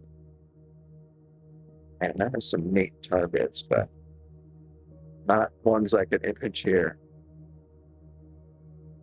Just looking at all these different dark nebula targets.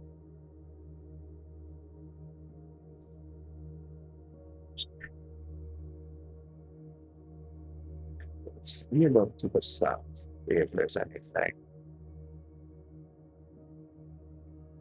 Kind of in the narrow window I have for this tile.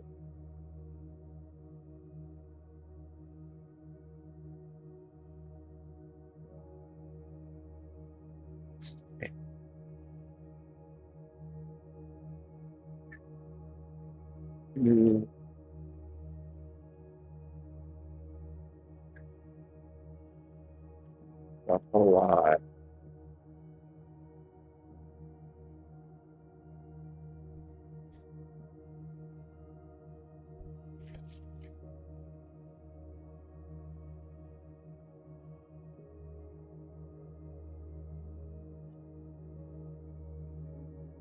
I mean, I don't have the right filter in it, but in an hour, I could probably image the Sculptor galaxy. And maybe since I'm outside, maybe I do try it with the filter I've got. Does Starfront have any dust mitigation like exhaust fan? Actually, let me. It's talking about building one. Ah.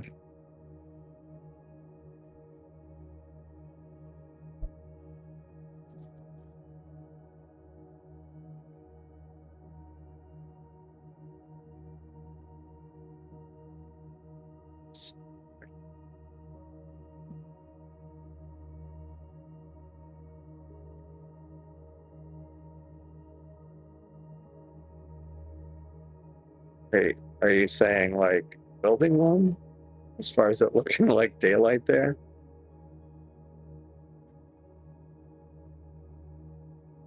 That's that.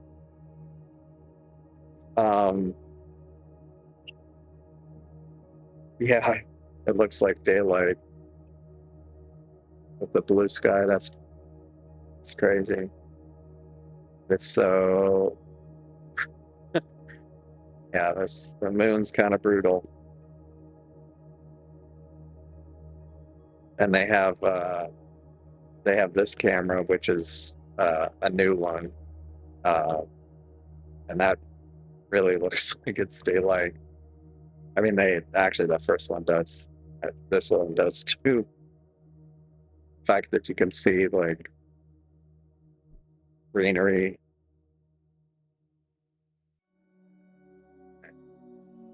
That is bright.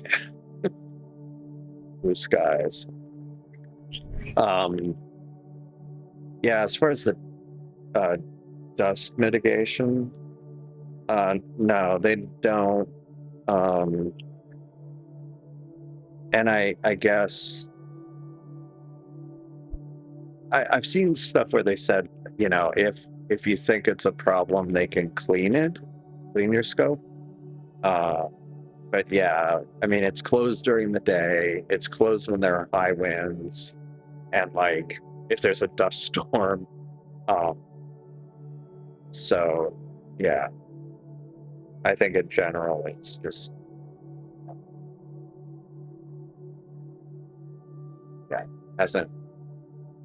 isn't necessarily a huge issue yet, but I imagine with time it will.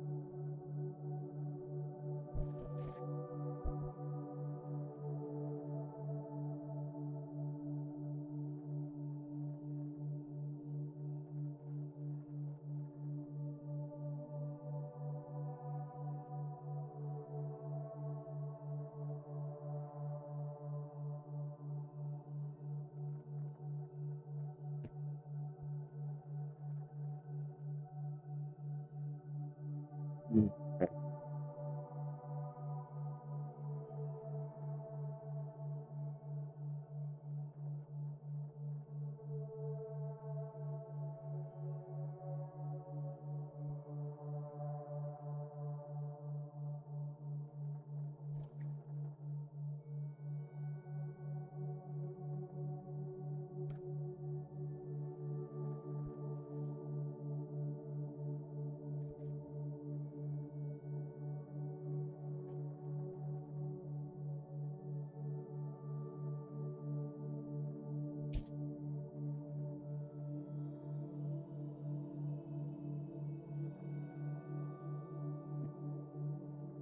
I mean,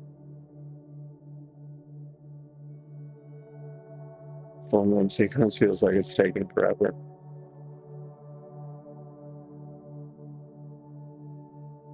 Yeah.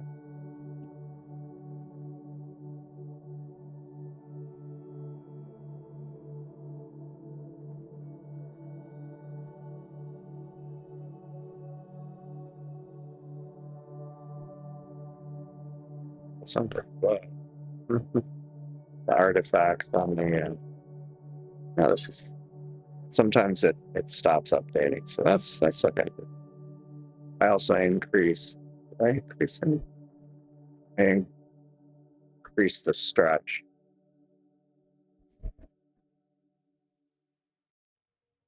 And this just has 450 seconds, so uh, 7.5 minutes. So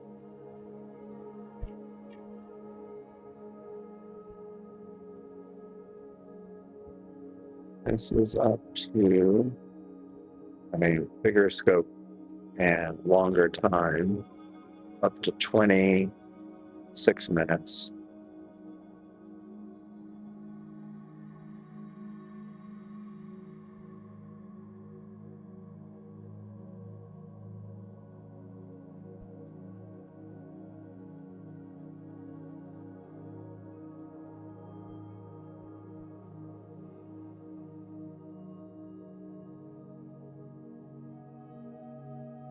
Question is, what target?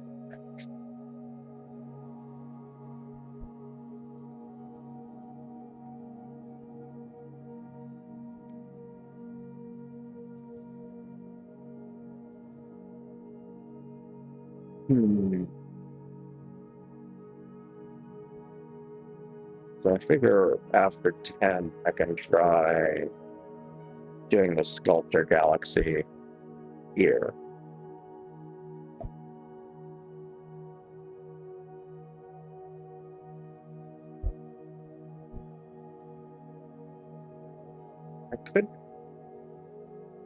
I could try doing the skull nebula here.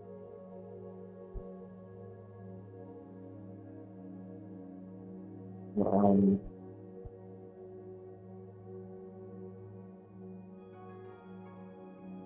let's see.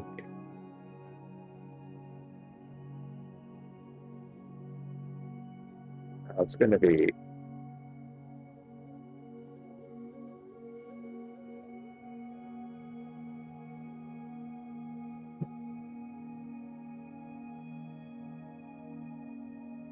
yeah, maybe I'll do the skull nebula here. How long do I have before it gets to the meridian?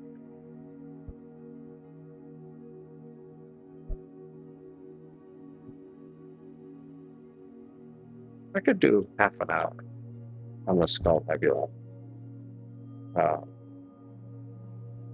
here before it gets to the meridian.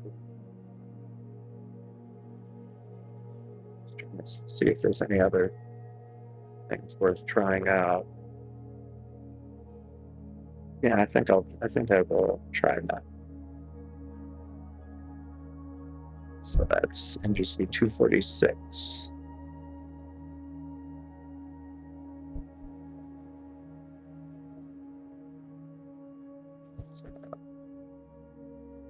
I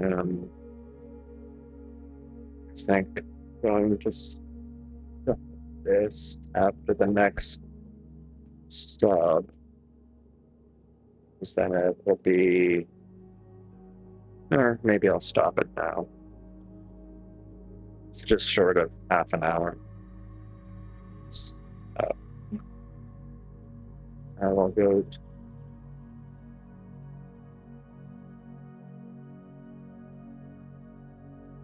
agency.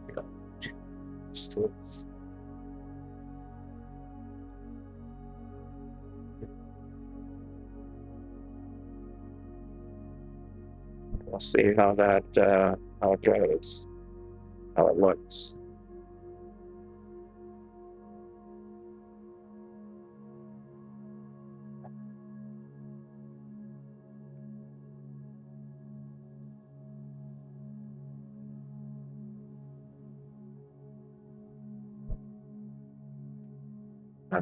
I'm just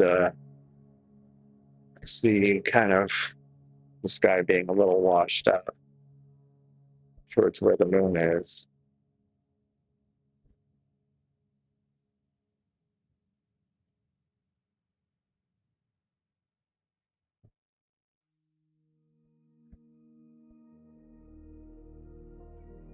I wonder if it is.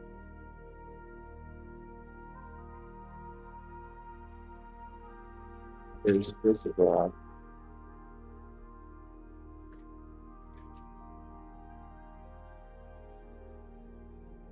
Because it's getting close to some trees right now. But I think it's above the tree. I mean, pointing above the trees, but we'll see shortly if we get the tree nebula. There.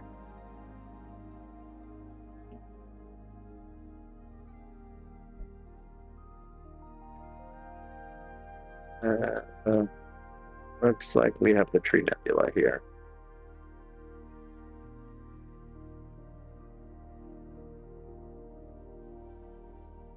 Yeah. So let's find another target. And meanwhile, I will switch back to something besides the tree nebula. All right.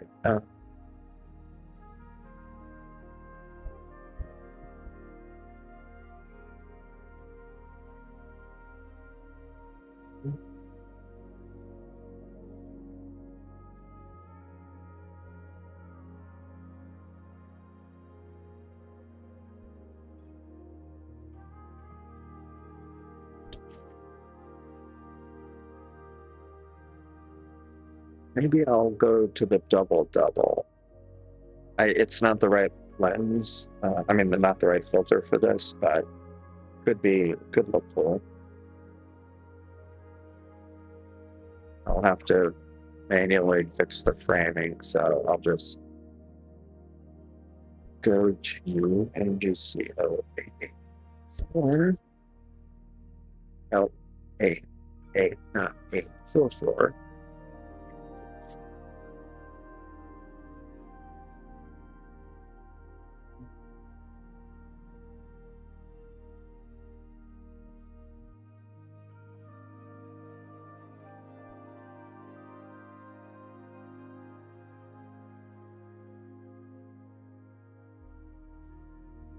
This will also be a good test of the coma corrector.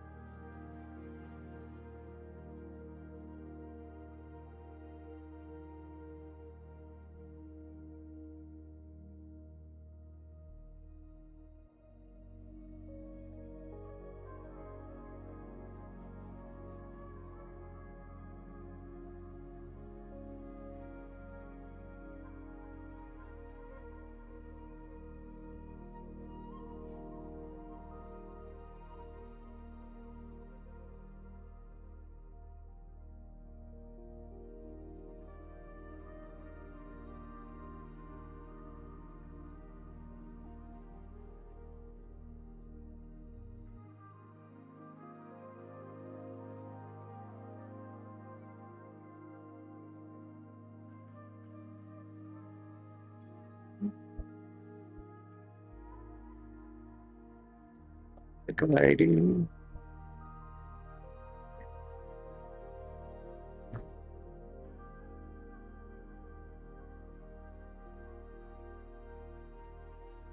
Stay.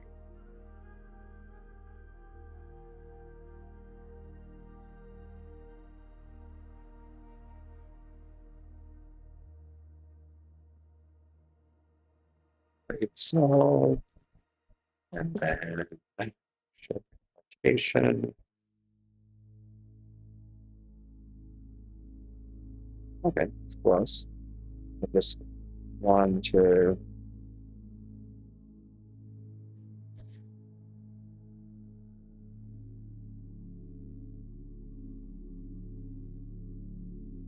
just get it started.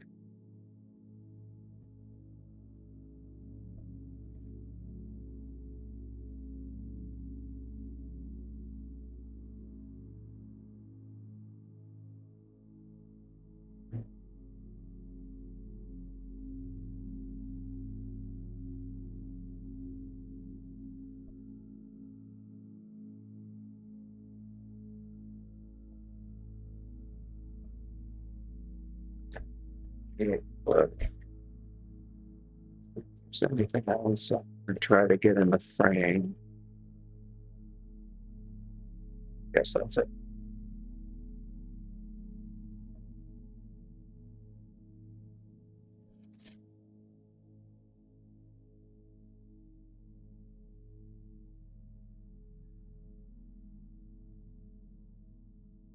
All right.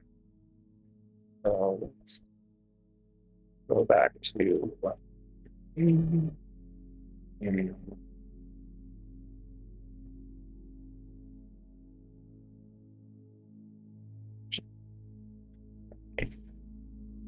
mess with that. Let's try to restart the guiding. Hopefully.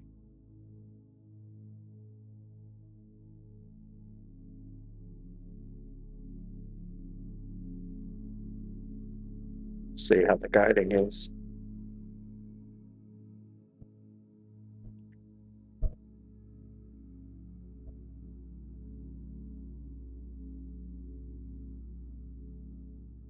Yeah, I was trying to polar align or redo the polar alignment on the Newtonian, and I was having a lot of issues with Nina and the camera for some reason. Not sure why. It was failing while trying to transfer images from the camera. So I need to look into that.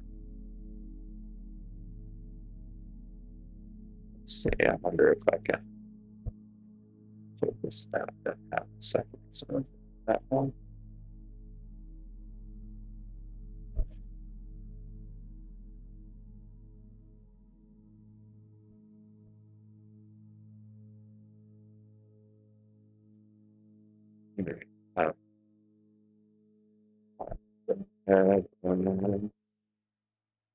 Did it?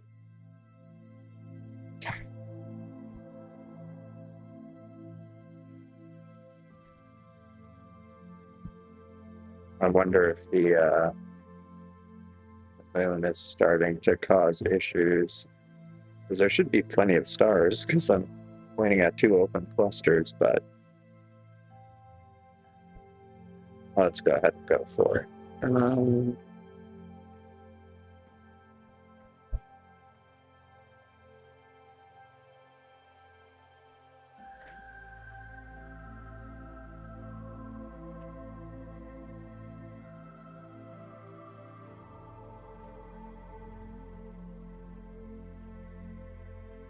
Let's go back to, and just double check that that's the latest image.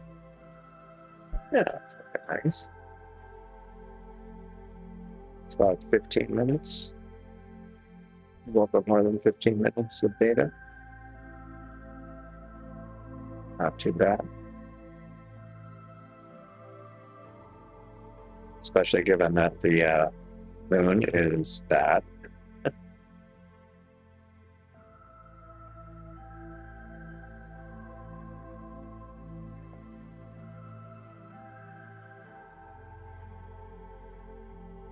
Speaking of things that seem to take forever, I'm used to like 10-second subs from the Seestar and these 2-3 minute subs,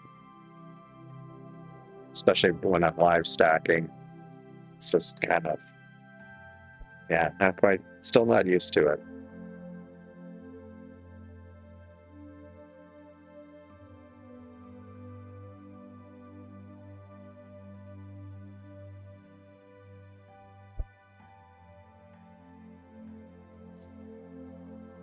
Yeah, definitely looking like Pac-Man here.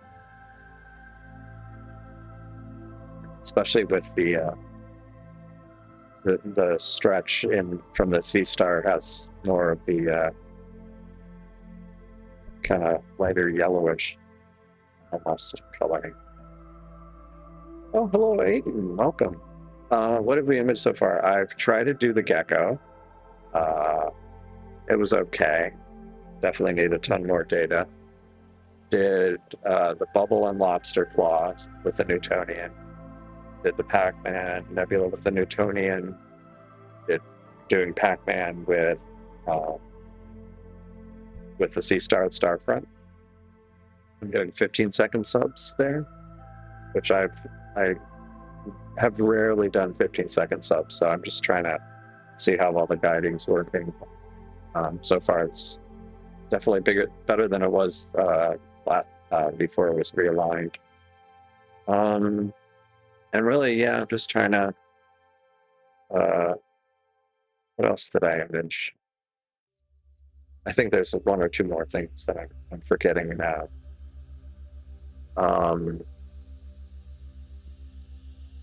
Yeah. And right now here from the Newtonian, it's the wrong filter, but I'm doing the double cluster.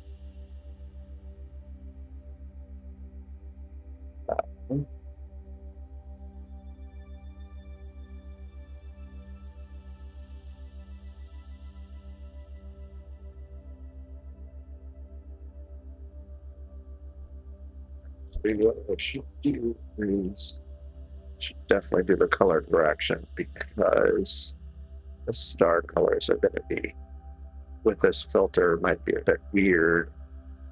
Hopefully the color correction helps a little bit. And if I didn't say welcome, Aiden, welcome. Thanks for joining. Do I use PixInsight? I don't personally. I use like when I do process things, it's usually with Cyril. Been using SETI Astro Suite a bit more. Yeah.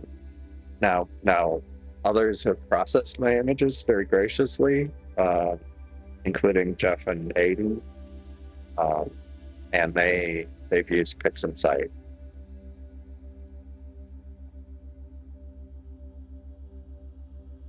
But yeah, I do not currently. I had the evaluation version of it at one point, but I probably will buy it at some point. Unless SETI Astro Suite gets to the point where I won't feel the need, which it isn't there yet. Yeah, the especially with this camera, the framing is really good. Pretty happy with it. Well, that's only one sub so far.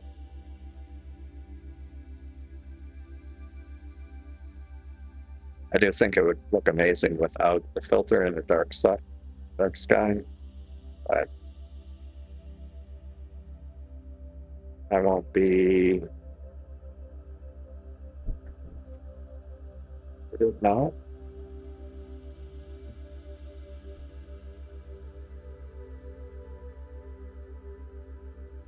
Writing's going. Writing is not happy.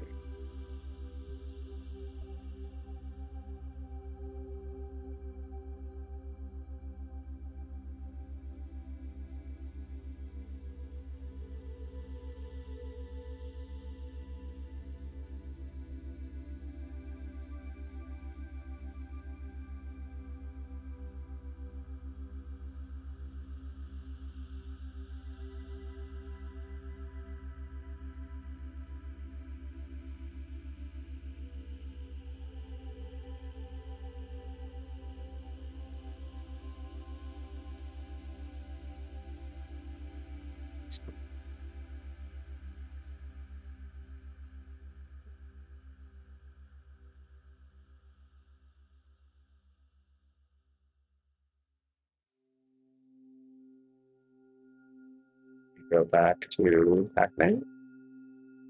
Maybe.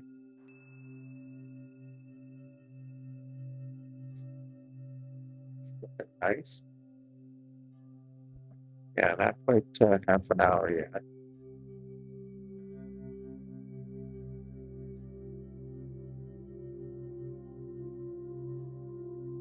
I'll be at 120 subs. Let me check something else here.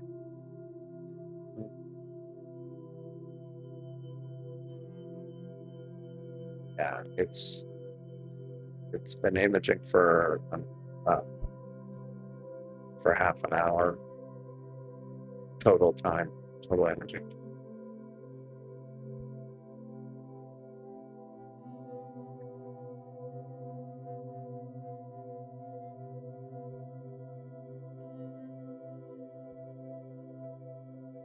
Let's see if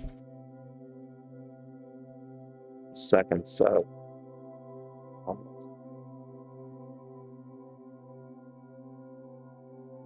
Yeah, I have it set where it only stacks if it's guiding. So if it really went haywire, and yeah, okay, got it. If it went haywire and SharpCap thinks that guiding stopped, it won't stack that image.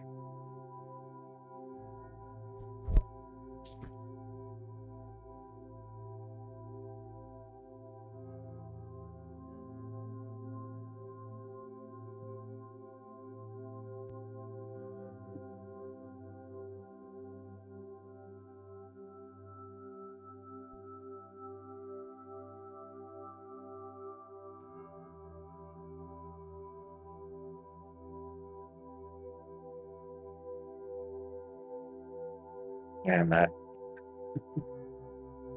the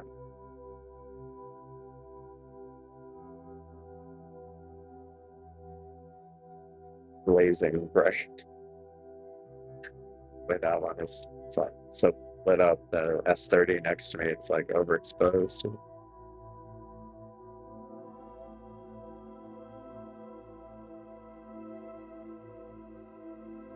Don't tell me this is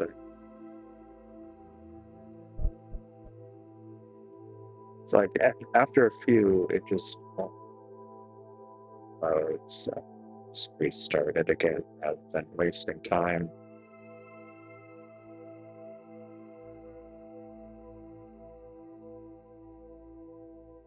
I mean, the one good thing about having more than one scope running at a time, I mean, the practical advantage of it is if something goes wrong,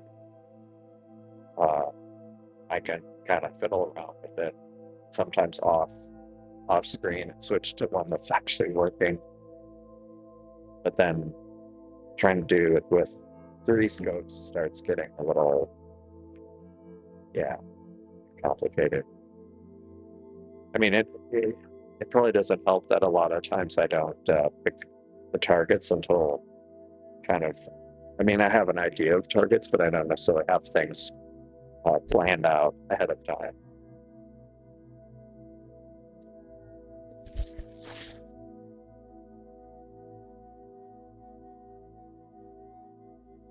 Yeah, I'm guessing, sure. Space Force Windows updates. Nice. But yeah, I think they would be red. I would want to. I am curious to see what it would look like without the filter.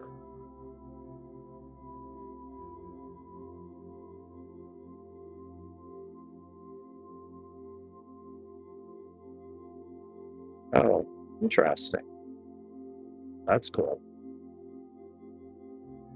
Wow. Second flight and they're already sending something to Mars? That's cool. I mean, I know it's unmanned, but still, it's really cool. Yeah, these are really neat. I like how red these are. I mean, maybe they aren't as red.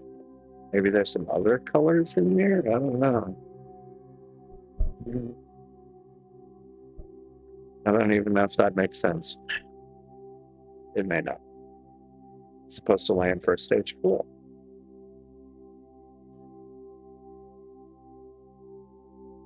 Yeah, that's true. I could. Oh. Well, I could pull the drawer out. I could pull the drawer out. I'd have to refocus it. Um, on the other hand, I don't know how many more targets I'll be able to image with this filter tonight anyway, so wouldn't be the worst thing in the world. So let me go ahead. I'm gonna stop this stack, and actually maybe what I'll do is maybe I'll put in the maybe I'll put in the stop the guiding. I will oh, let me bring up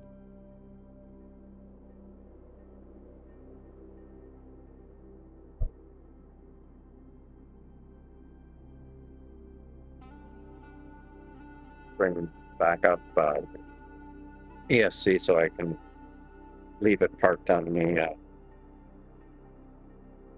Seestar at Starfront, and then I can go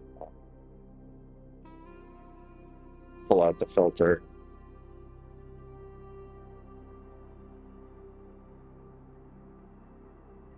I'm debating if I'm going to go to the trouble of doing that, if I should put in like the SV260, or if it's even. Oh.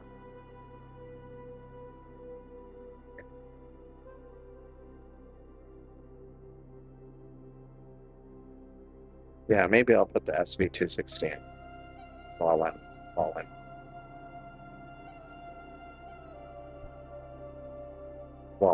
swapping out the filter.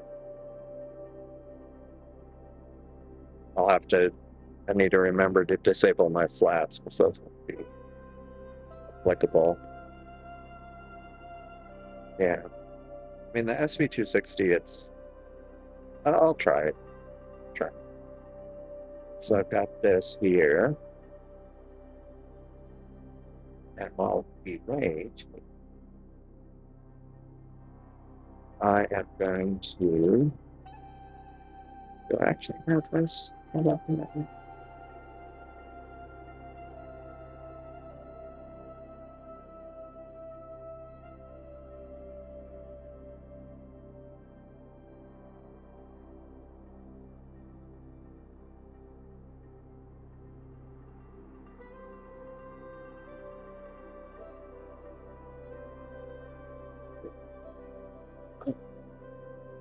Here we go.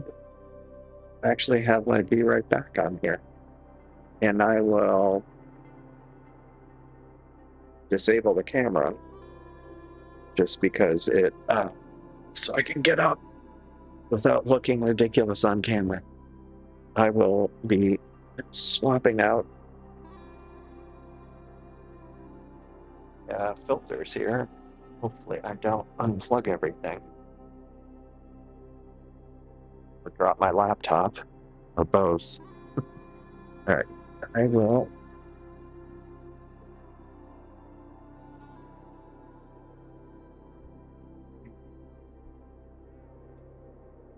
be right back.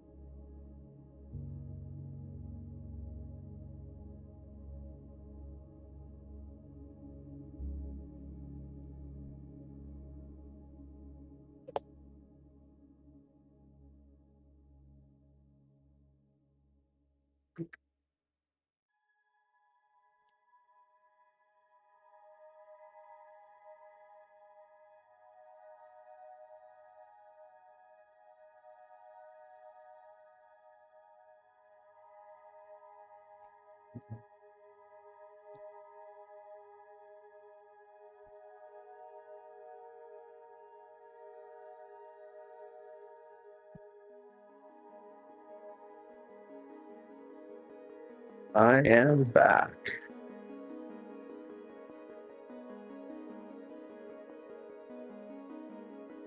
Yeah, all right.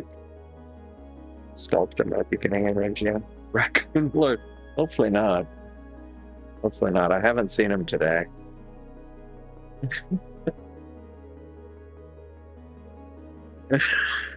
Nice. Oh my gosh. All right. So let me switch back to this is looking nice. Let me switch back to this wall. All right, because I have these long exposures. Let me switch it to a shorter cell. Okay, I had stopped the guiding. So let's start that up again. Let's see how well that works.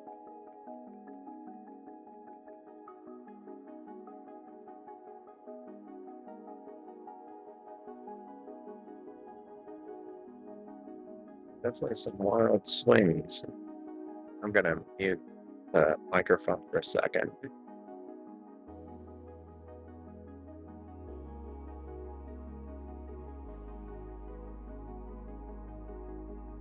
All right. How's that looking?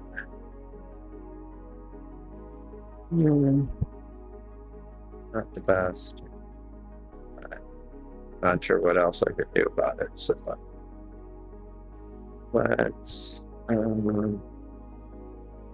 do a plane solve here and make sure it's still kind of pointing in the right area, that I didn't jostle it. Okay, cool. But one thing I need to check, actually, I need to check the focus. Ooh.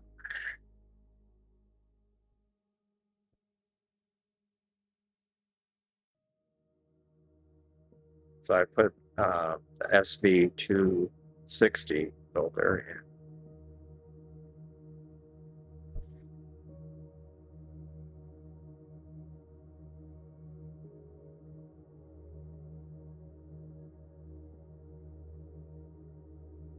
So I think it's okay. Doesn't look drastically different focus-wise. So I'll just go with this.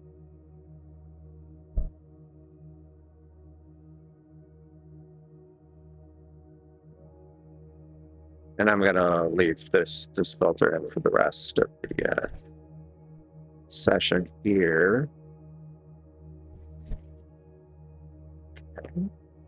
Actually, I don't know if I need to not do that. Let me, since I've got a different filter in, let me see what it says the optimal exposure length is.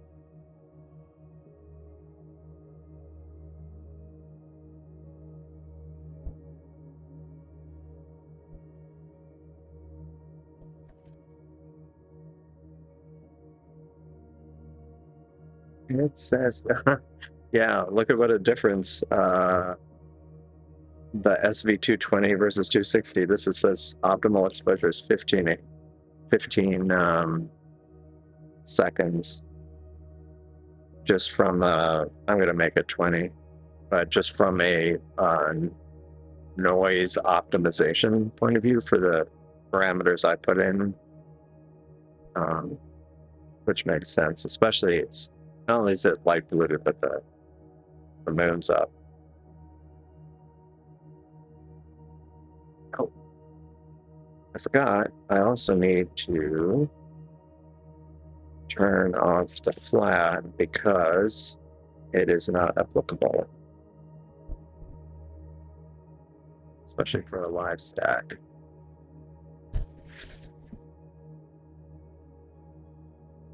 So, put a pin in it. Shut that off. Shut that off. Reset. Reset.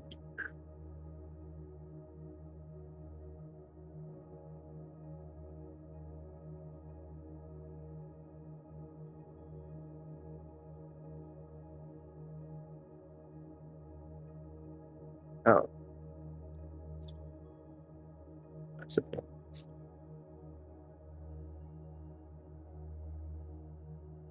Where?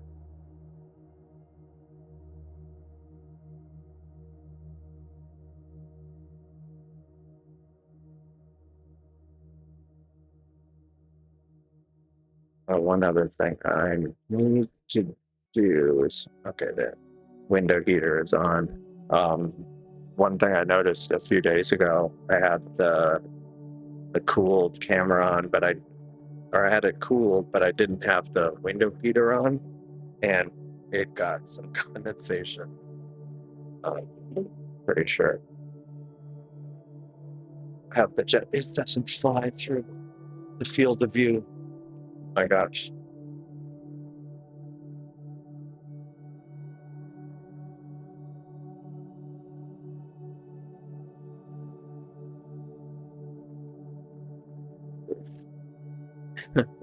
Yeah, this is a problem when I don't have flats. My calibration. Great.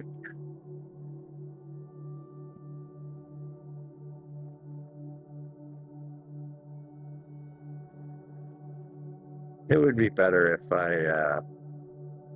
I actually had proper flats on here.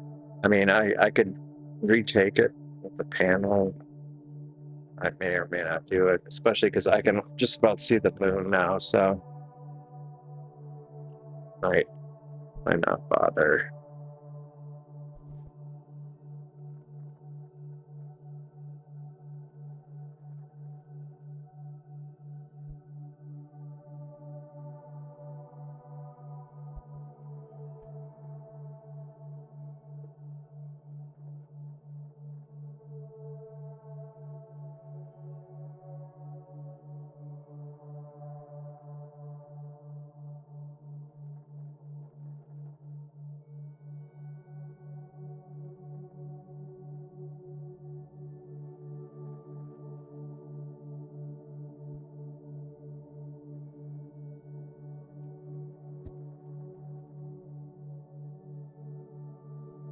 Yeah, fortunately, the color is all.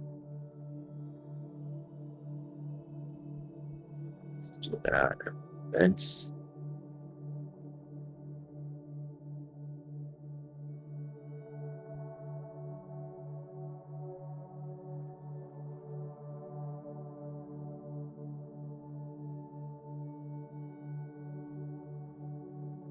Yeah. Yeah, it definitely looks like some of those stars are red.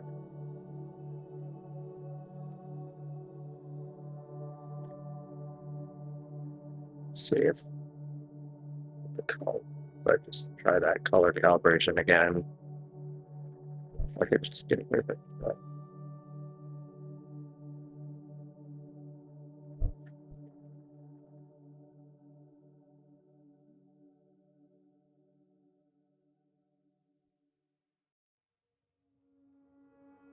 yeah, definitely pretty red.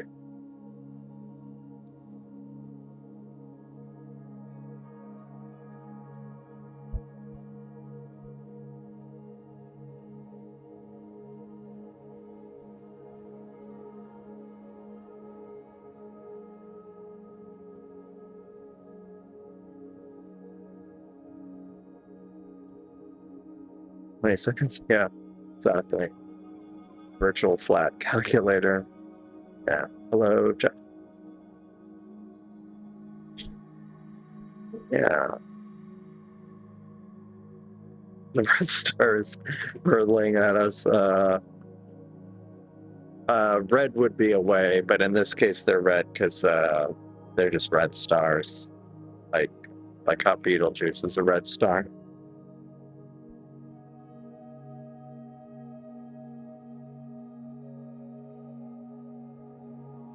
I keep seeing jets. Yeah, they would. Yeah, they're not going nearly fast enough. I mean,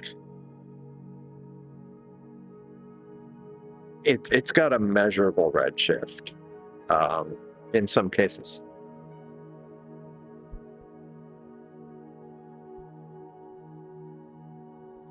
Sorry, I hear bats.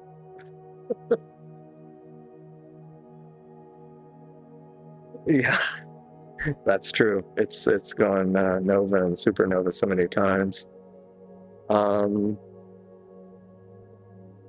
Where's the moon? Let me switch back to this.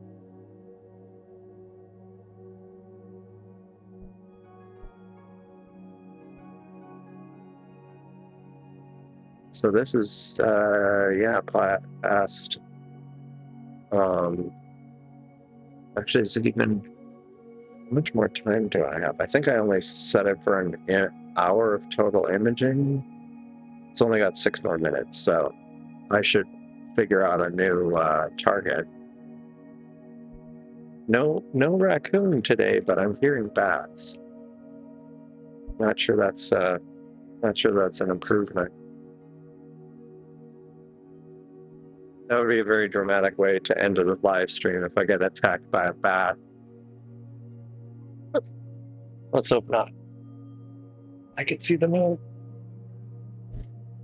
Oh.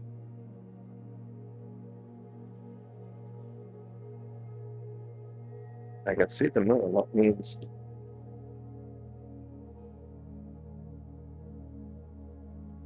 It's almost.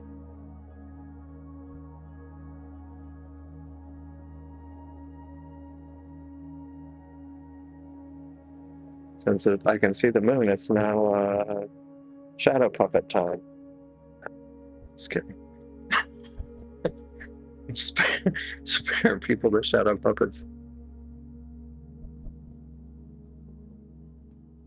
Yeah, that would have been amazing.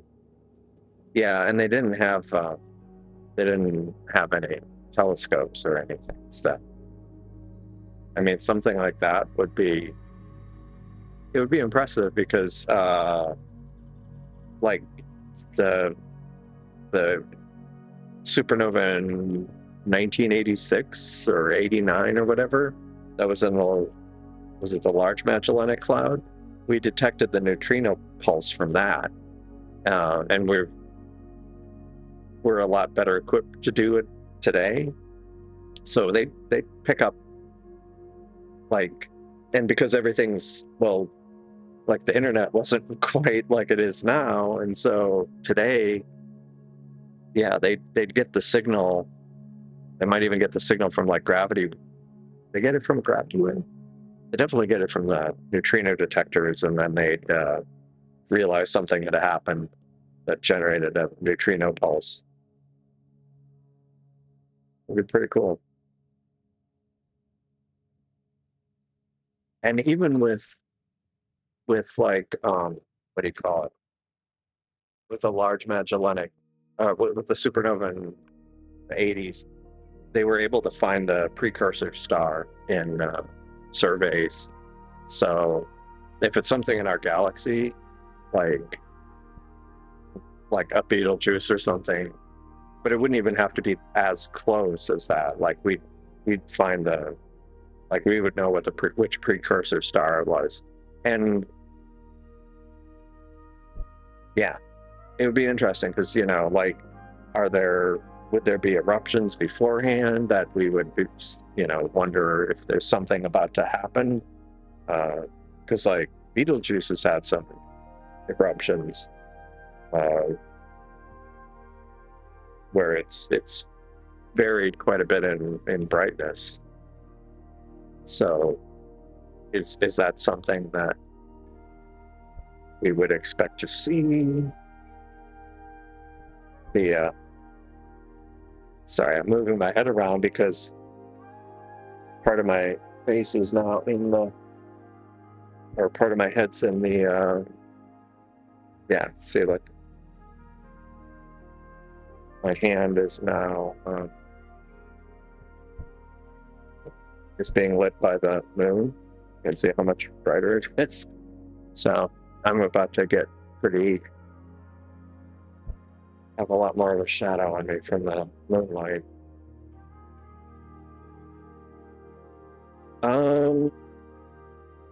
It would be visible during the day. I mean, it wouldn't be like brighter than the sun or anything. It would be, I don't know if it would be the brightness of Venus or something like that. You mean -10? Maybe.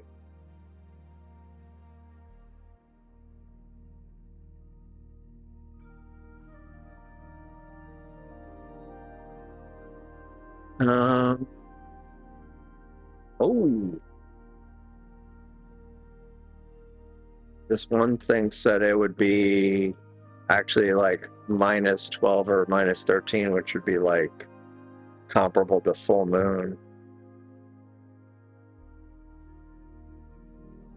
Another one says half to three-quarter moon. Or yeah, half moon for over 3 months. Yeah, it would be visible during the day. Pretty sure. It would be spectacular. Yeah. But, you know, it could be any time, or it could be thousands, tens of thousands of years from now.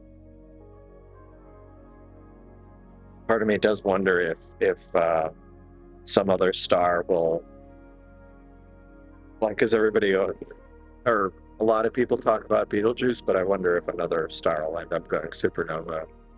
Because it's been a few hundred years since one kind of was visible.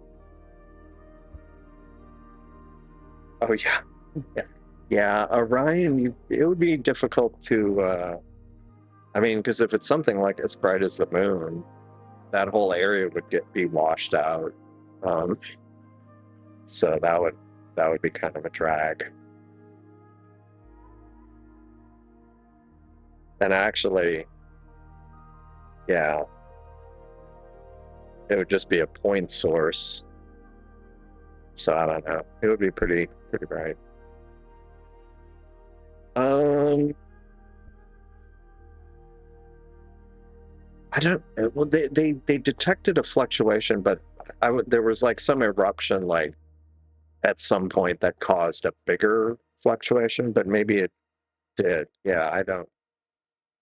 I don't. I briefly read the stuff about it. But yeah, like there's, yeah, it's definitely a very dynamic star, and the fact that the companion star is inside the outer envelope, like the extended atmosphere of Betelgeuse. That's kind of interesting.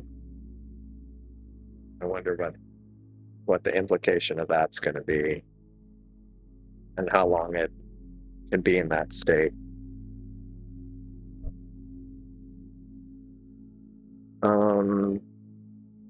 Let us see. Where am I? Okay, so I'm still. Sorry, I like. So I am going to. Let's see if there's something I can do.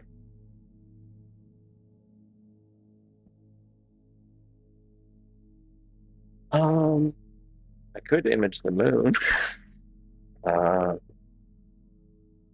Actually, one other thing I wanted to check before I do.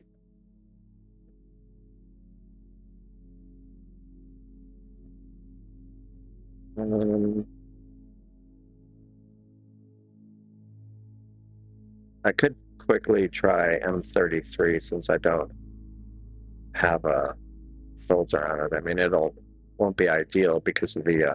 Although I'm thinking this through, there are some filters, live stocking filters in SharpCap that I may go ahead and try. But first, I'll try going to M33. It's pretty high in the sky.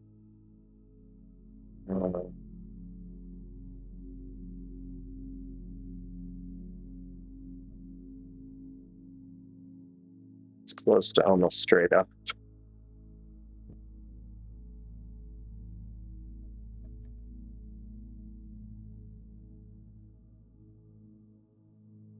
Oh.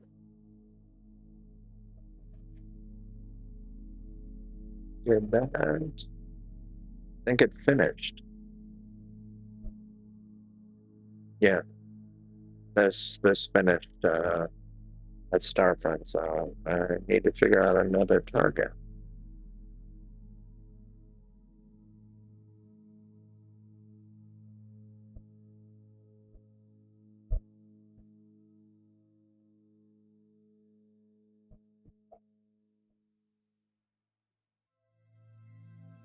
All right.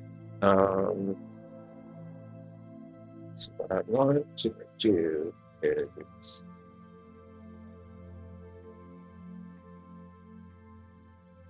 there are some controls in here.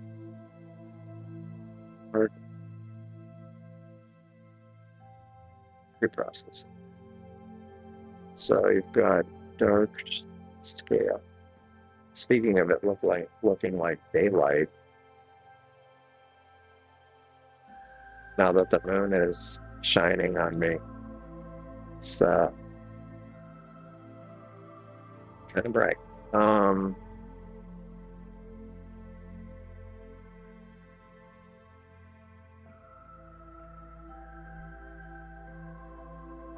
Background subtraction.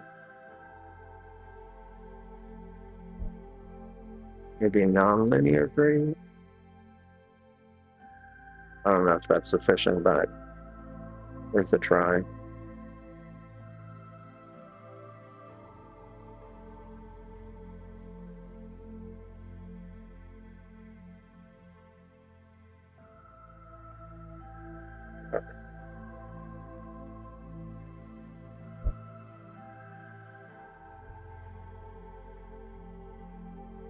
It's right before the meridian. I mean, it's not like right before the meridian. It's got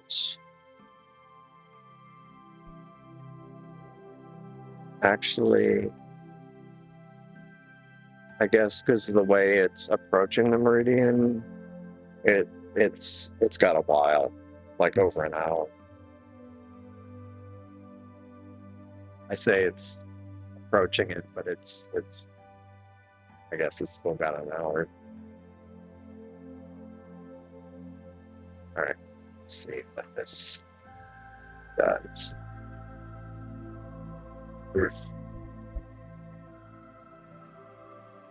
Let me try turning off this non-linear. I don't think this non-linear is doing it.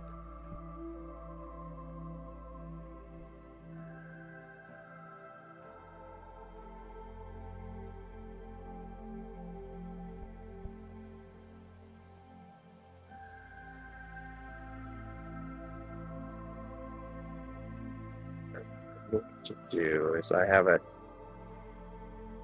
dithering every 3 frames, but that was with multi-minute frames, so I'm gonna change this to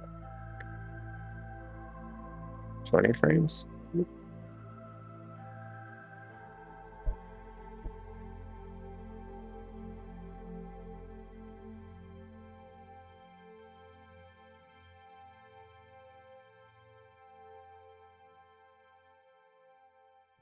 Um,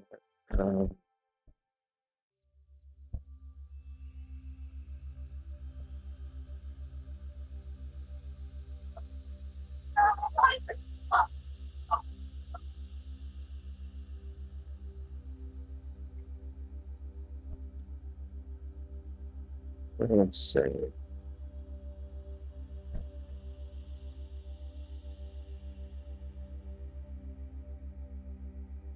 Yeah, this is.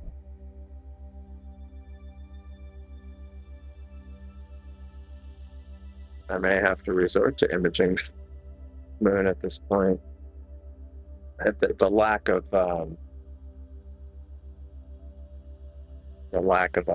flat is it's definitely not up to me.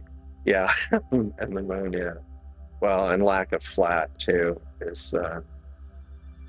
So I'm just gonna stop that. And what is it? Can't beat them, join them. I will try go to the moon. I don't know if the moon has it cleared a building yet. I mean, from the telescopes point of view. So let's see. We're about to find out. Meanwhile, I also need to figure out what I'm going to image at Starfront. So, any suggestions? Definitely open to suggestions. Oh, Simon didn't say go.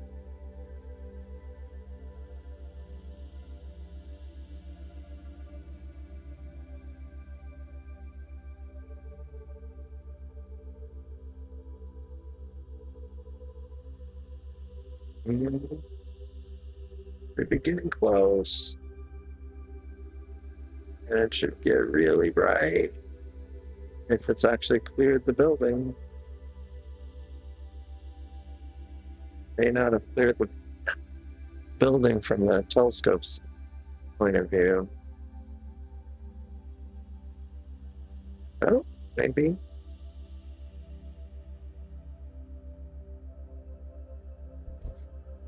Okay.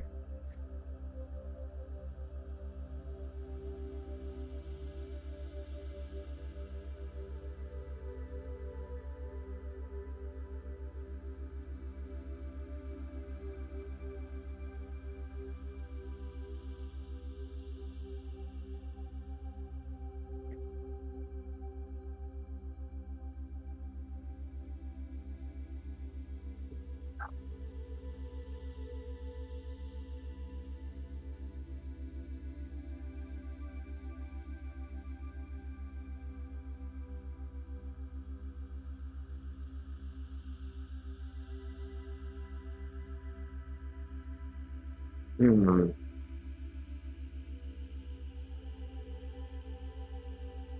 There we go.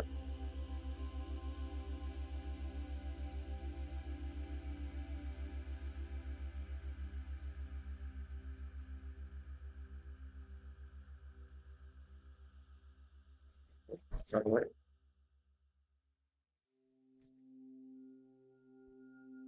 Shorter exposure.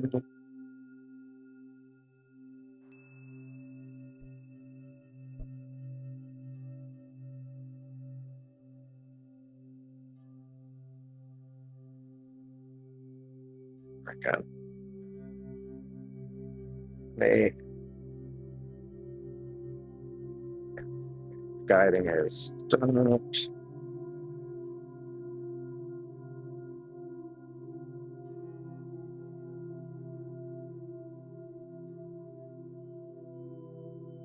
There we go. Like that. And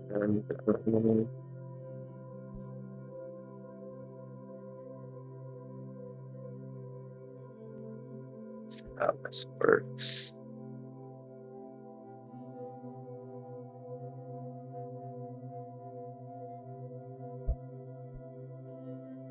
All right. Sculptor. or said, you know. Actually, I'll go. Let me do sculptor at Starfront. Please stand by.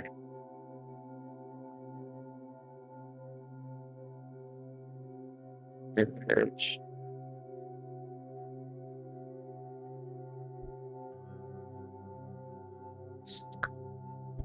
Turn. 253.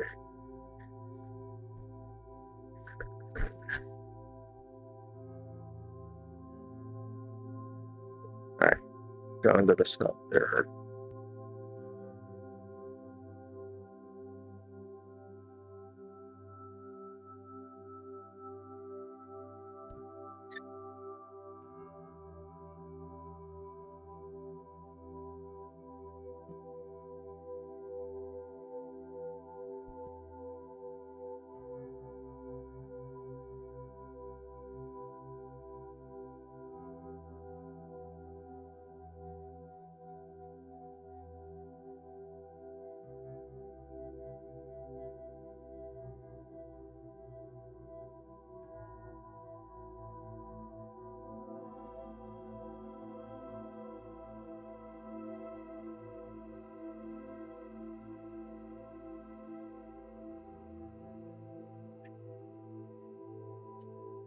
Okay.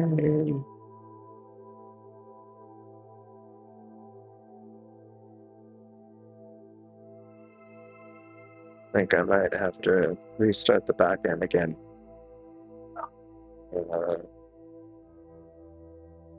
Let's see.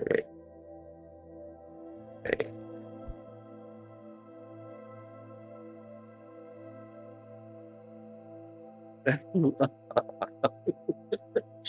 Nice. Okay, so let's try.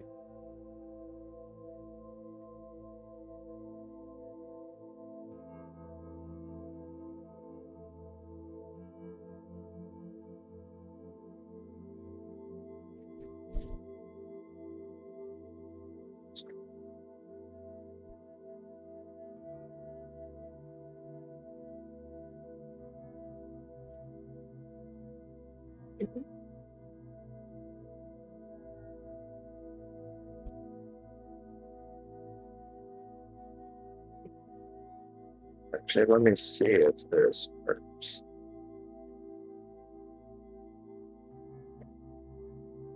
So I don't need all 24 megapixels at this focal length, but I don't know how much of a difference this will make.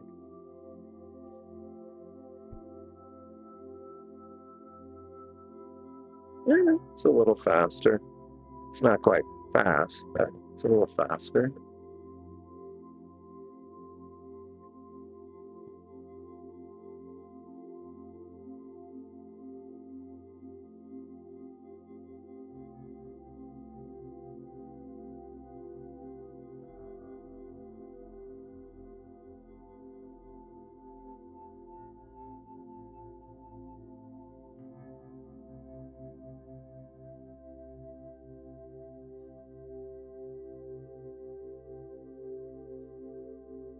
Uh,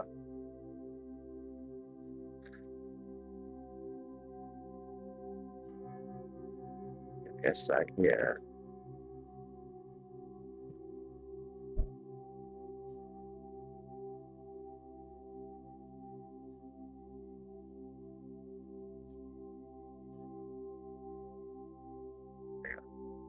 Let me go back to here. This should be back. Is it even there's an issue?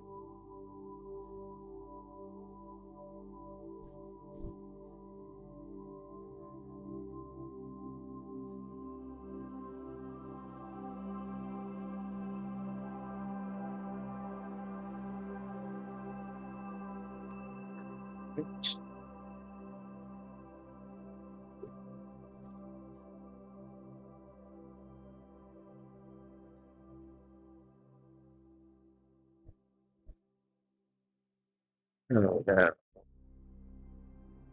Oh.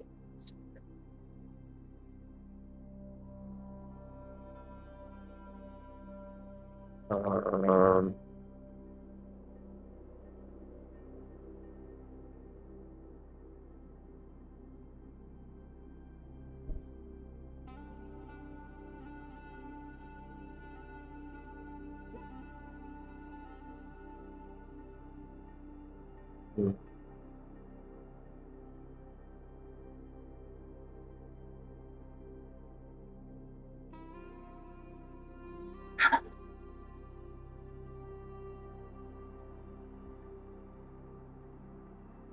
I think my Seestar at Starfront is having problems. Anyway, all right, let's go back to this.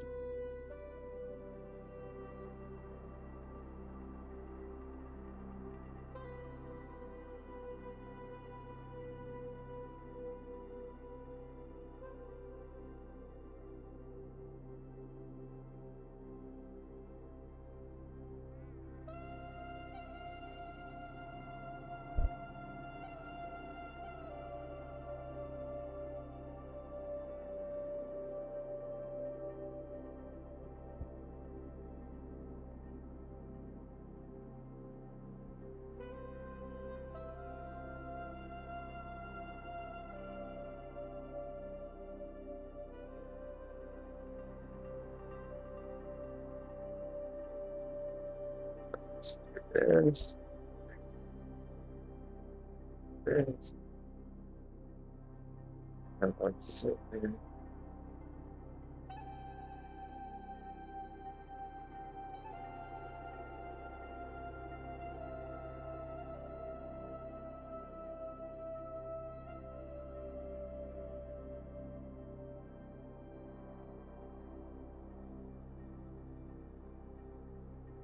More.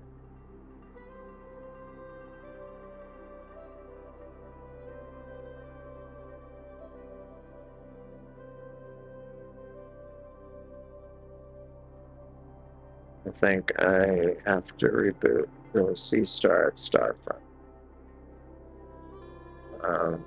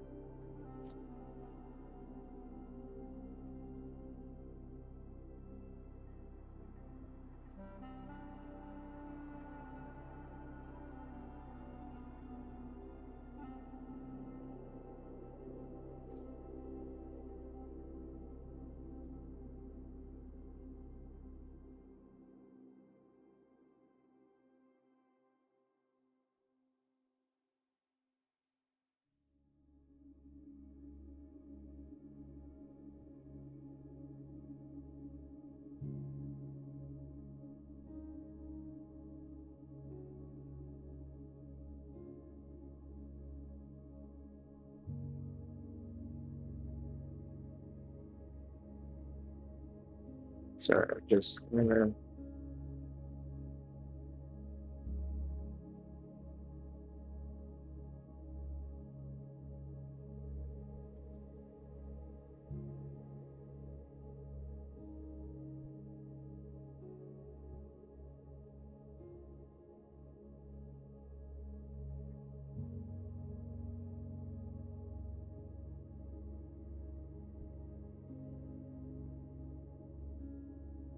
I definitely need to do this again when the moon is in a partial phase. I mean, more of a partial phase where there's more shadow.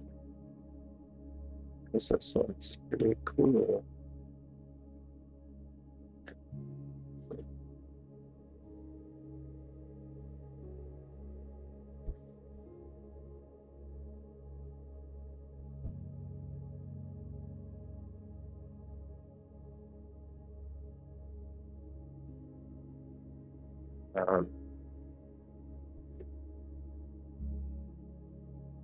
Okay. Let's see if technical difficulties. If you can't beat it, image it. Yep. Yeah, it looks pretty good. Or zoom. Yeah. It's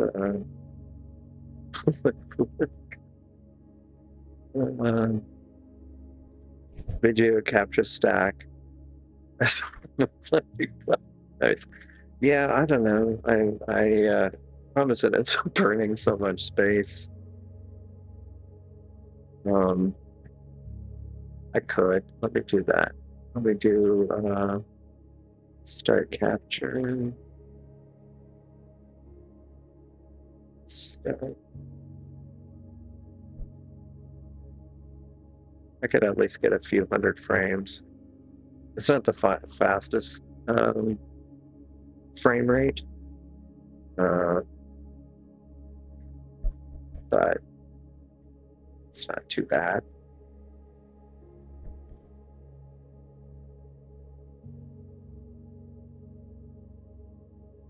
$875 gig free, $874 gig free.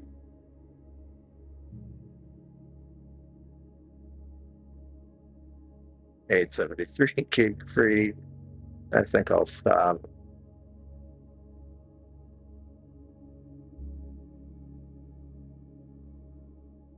$872 gig free. Cool.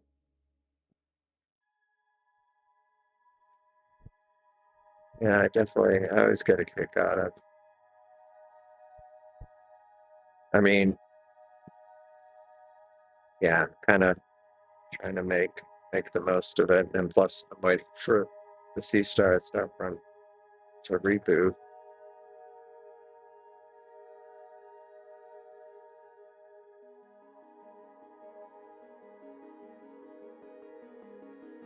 I remember when I was a kid where it's, you get well, they still do it, the cheap telescopes where it's like zoom, it's like magnify at 1000x. Yeah. Yeah, it actually isn't too bad. It is above average seeing and transparency right now. Yeah, we're looking at it. Can you zoom in while live? Yeah, I mean, but it's the thing is, like, when it's like, yeah, so you can see it's kind of, I mean, it's actually not too bad from a transparency point. I mean, from a seeing point of view, all things considered, considering it's like right above a building. Seems not too bad.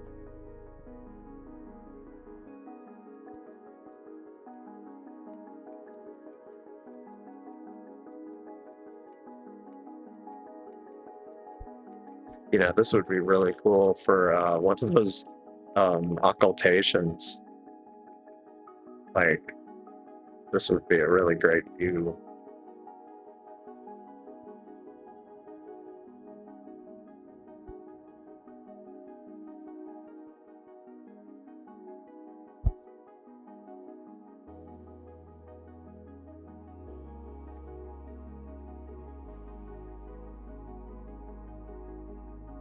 Yeah, it's actually not nearly as bad as sometimes when I look at the live video off the moon.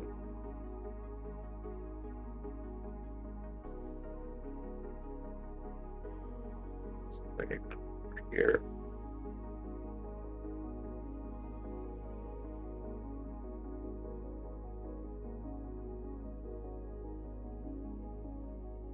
Like, you can see every now and again, like more detail in this crater. It's not too bad. Really. Of the age. Yeah, yeah, it's definitely I can see why some people just keep getting larger scopes. Let me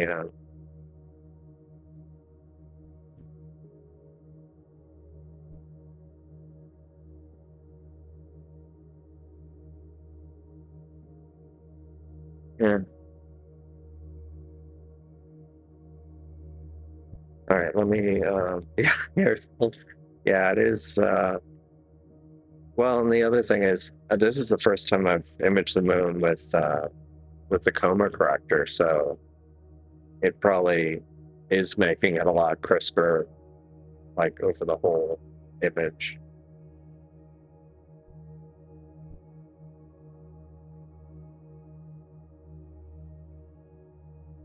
Um, let me check on the Seestar, see if it's back. You talking to me? No, I mean or Jeff.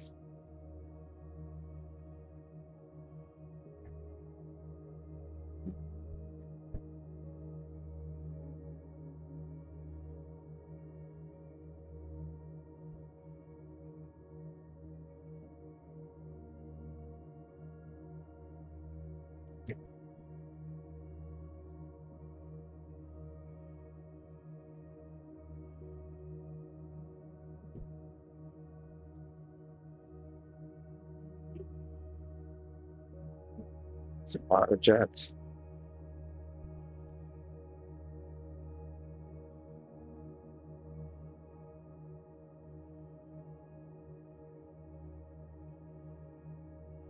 Okay.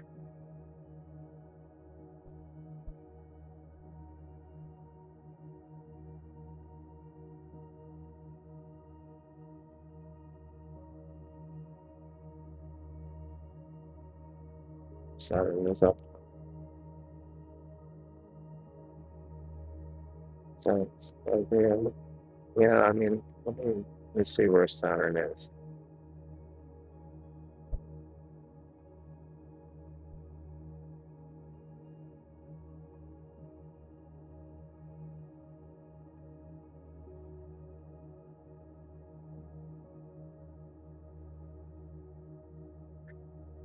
Of course, it's behind a building. It's already past. I'm not actually capturing right now. I'm just doing. I just have the live. This is just live. It's kind of hard to tell it's live, but I guess that shows how.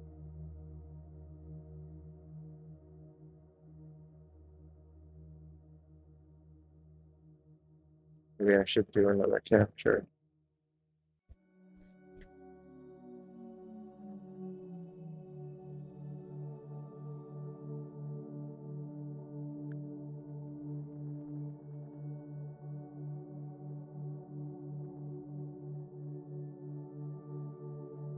Maybe I'll let it go to 1,000 frames.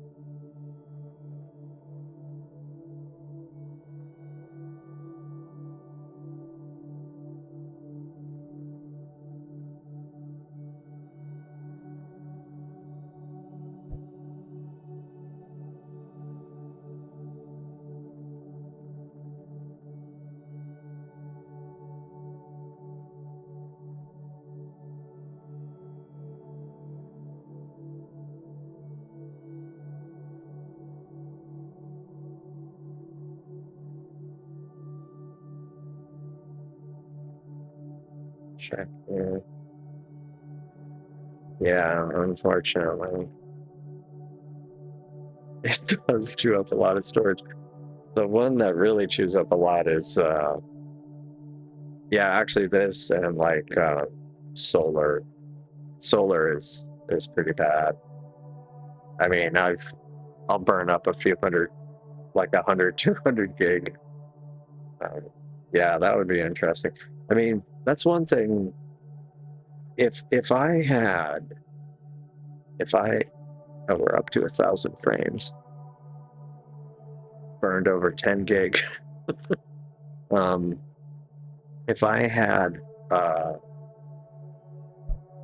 a permanent observatory or observing space, whatever you want to call it, little O observatory, I would be tempted to have something that would just watch the moon all the time. And Firecap, I guess it is, has I think it's Firecap, has a plugin that looks for transients, like transient flashes. So I think that would be kind of cool to just, like if you have the hardware, just let it run all the time, or all the time that it can, and just not collect the data until something happens. That would be kind of cool.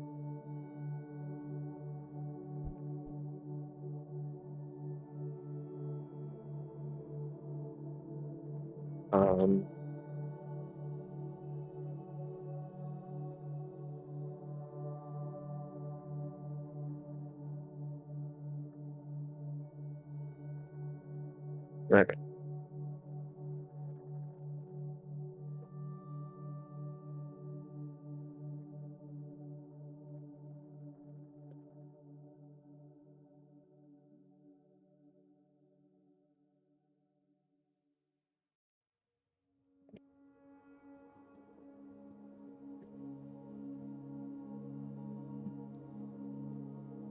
All right.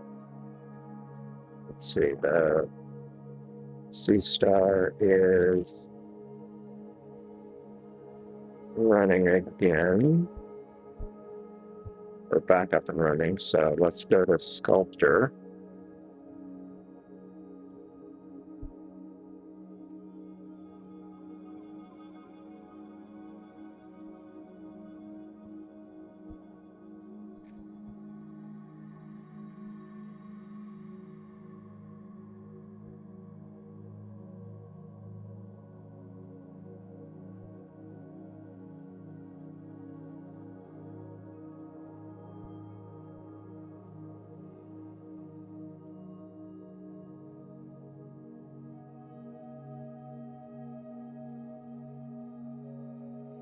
Spaghetti nebula. Is it because it's in the Spaghetti Nebula? Or some other reason? Is it because this is when they harvest the spaghetti?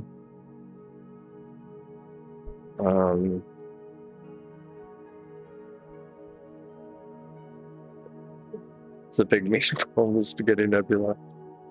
That sounds right. Whoa. That just got blurry.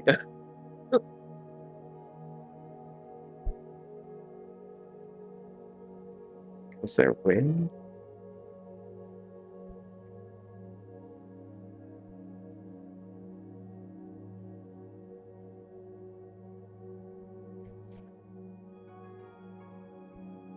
Let me turn off the stacking actually and see. Are things moving? Doesn't seem to. And I'm not guiding, so it wouldn't have done something. All right, let's see if this is up. What's that? No, it's auto-focusing. Yeah, because since I rebooted it, it's going through the whole process.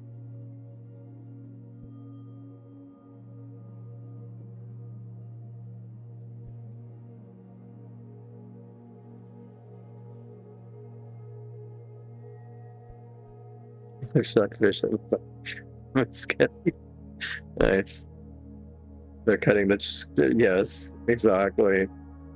Oh my gosh. I mentioned the spaghetti thing because I wasn't sure. It's kind of a, what is it? Old, kind of a deep cut, as it were.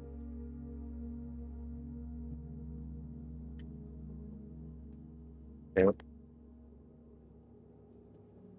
I mean, I got the northern trivet, I think, with the when I did the lobster claw earlier. It was in the field of view, but now it's behind a building, unfortunately.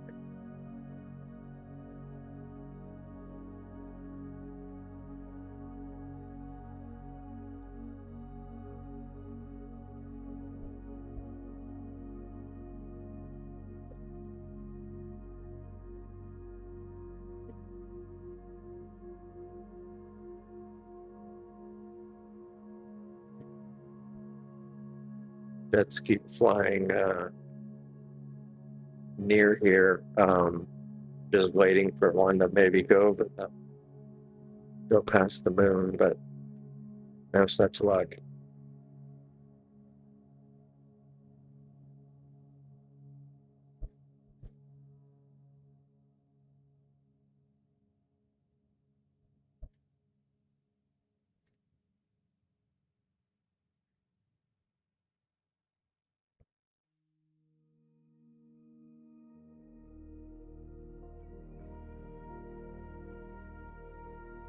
Sculpture's looking good,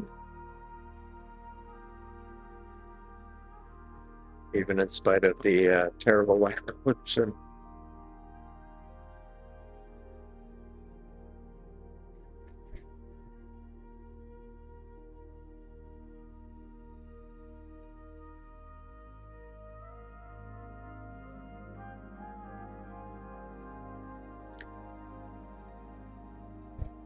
Yeah, there isn't much of a wind breeze, so it must be pretty. Atmosphere must be pretty stable um, at other altitudes too, because it doesn't. Let's see a lot of turbulence, and I do think. Oh, northern triffids near the California, right? Well, and the problem with the California is it's. Well, let me look.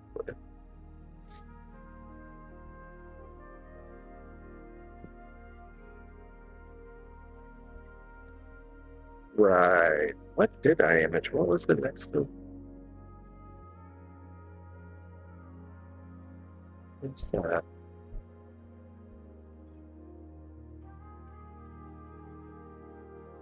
Northern Lagoon Nebula. Sorry. It was the Northern Lagoon I got. That's next to. That makes more sense. Because it does kind of look like a Northern Lagoon. Um,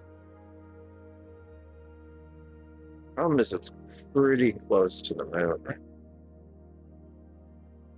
And I really should do the narrow band on there.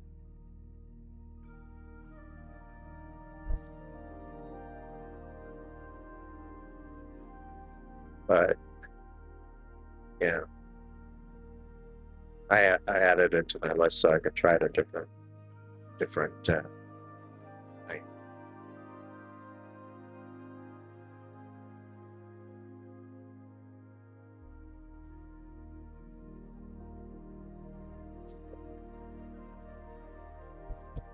Good. The sculptor.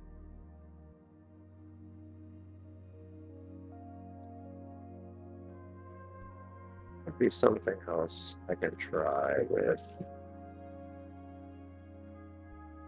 besides the moon. um,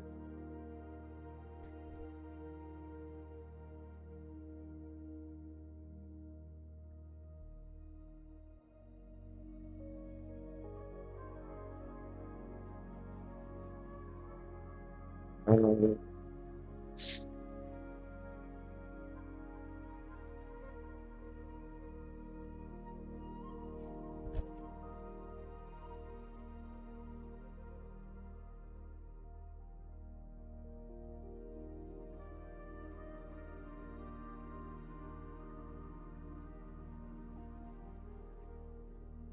it's past the meridian, but I would have a few minutes possibly do the sculptor with this scope. It's not, yeah.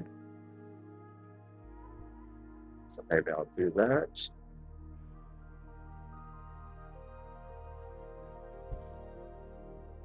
Right.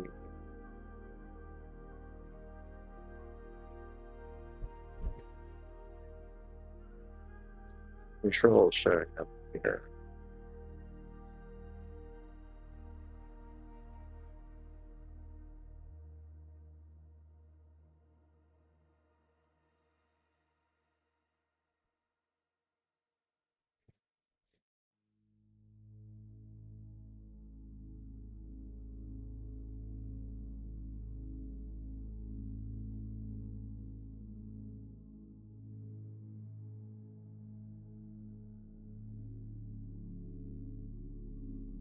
Sorry.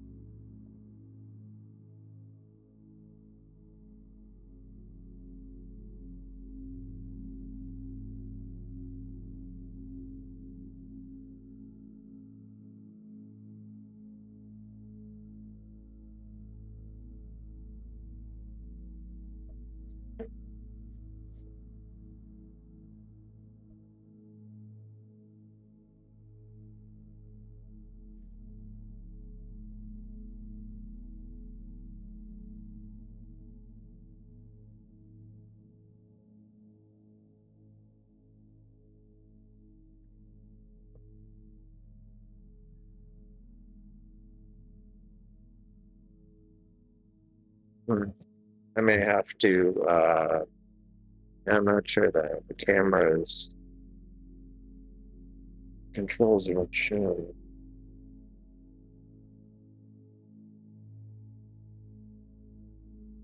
Let's do the meridian flip. I mean, yeah, it's flipping sides right now. It went to park and then, or to the home position, and now it's continuing.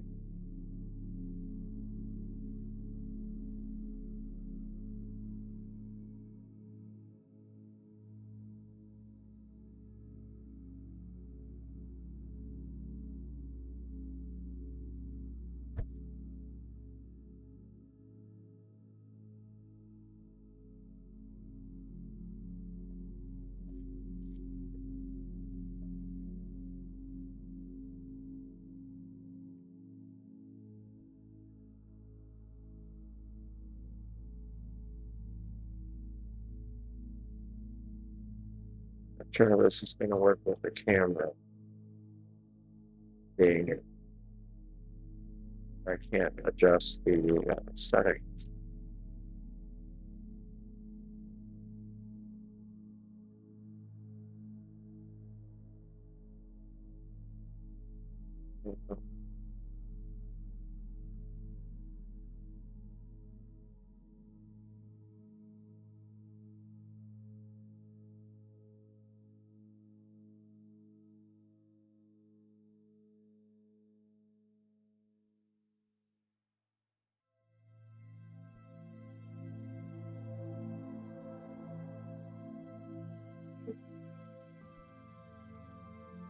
There we go.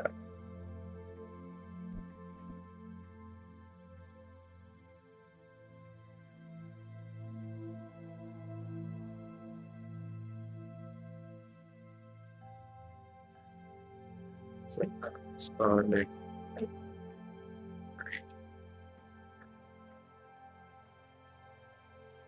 Have to restart. Just yeah, exactly. Just took off. Okay.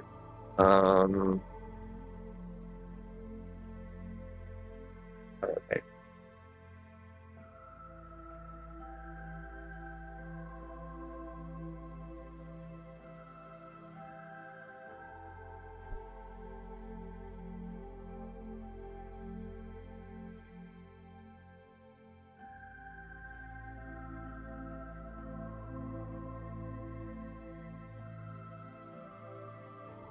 There we go. Going to default. And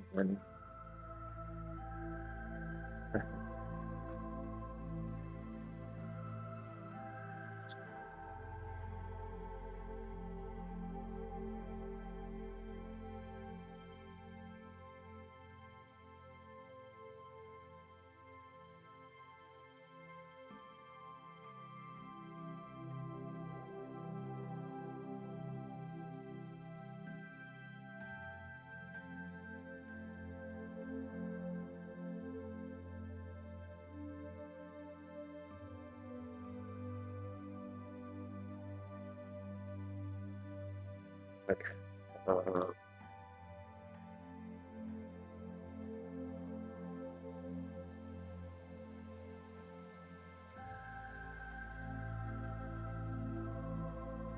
So let's go.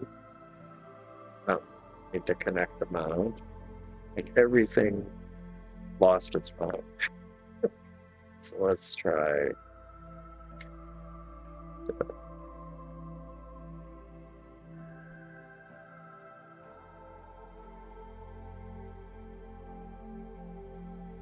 Because I wasn't able to plate solve because the exposure was set to too short of a time, like a few milliseconds for the moon, but not so good for plate solving stars. I guess it would work. Well, I was going to say it would plate solve Betelgeuse in a supernova, but okay, yeah, it's a degree, 1.65 degrees. So don't know how much time I'll be able to image it before it ends up behind a building. But we've always got something good. All right, great. Let's do.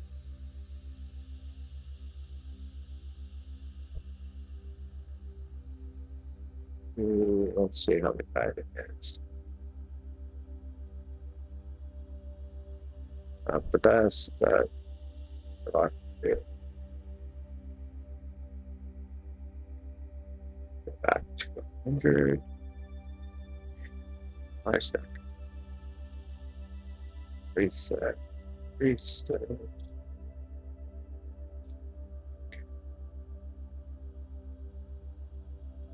Good. Guiding.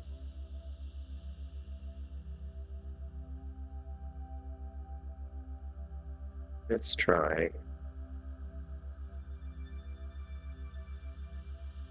Maybe I'll have to knock it down to 10-second exposures. If we can just keep guiding for 10 seconds.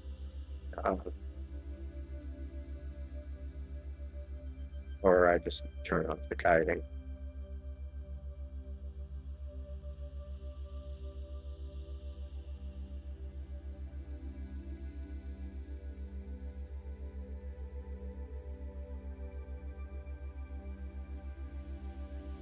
And what you do is just shut off this, turn on this, and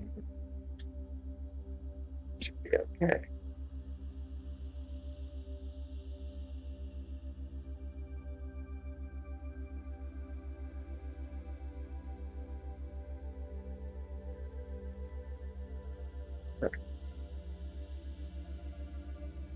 Let's wait for a second exposure.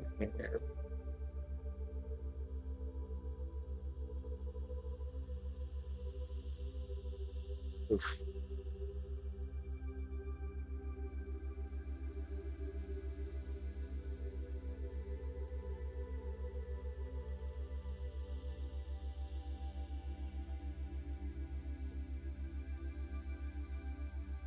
Yeah, the lack of slats is really hurting. Really, really hurt.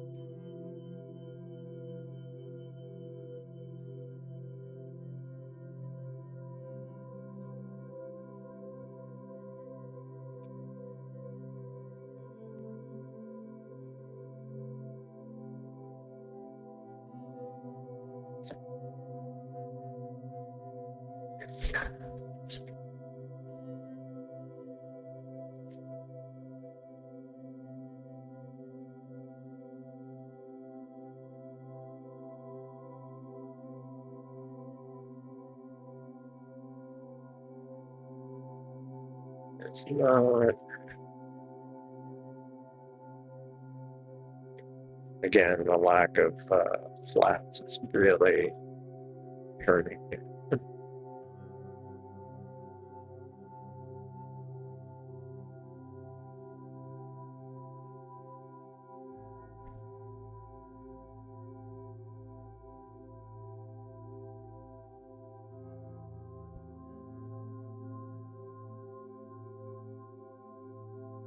I mean, I think it would be great if I had flats. It would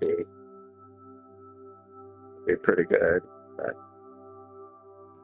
But this is pretty good, so I think I'll just stick with this for now. Yeah, no, unless, yeah, needle's eye, yeah.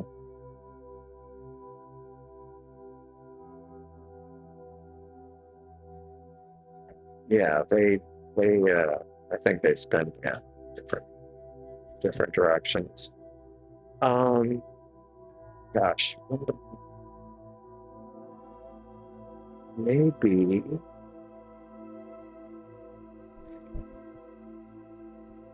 yeah, what else could we do with the Newtonian?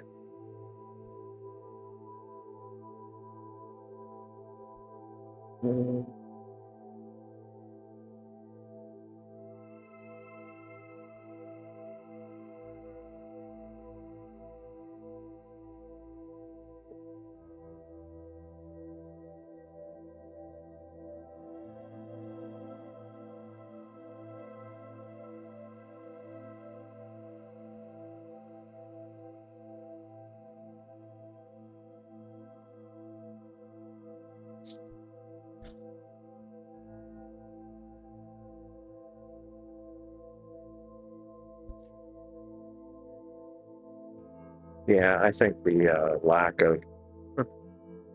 of flats is really hurting me.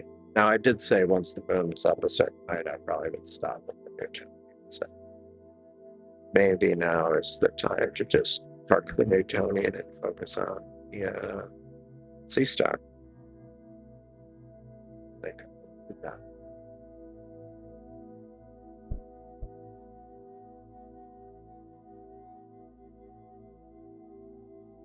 Yeah, yeah, I agree, Jim. Welcome. Hello. Yeah, the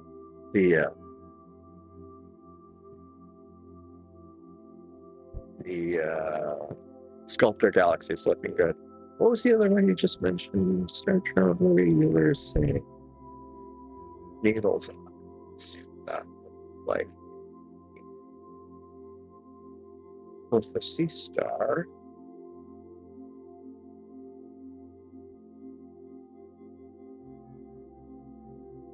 Seestar.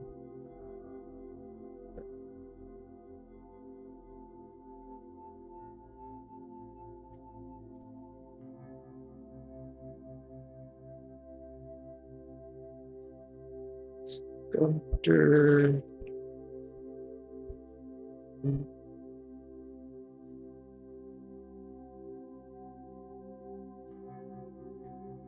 Yeah, the needle's eyes are a little small, so I don't think I'll.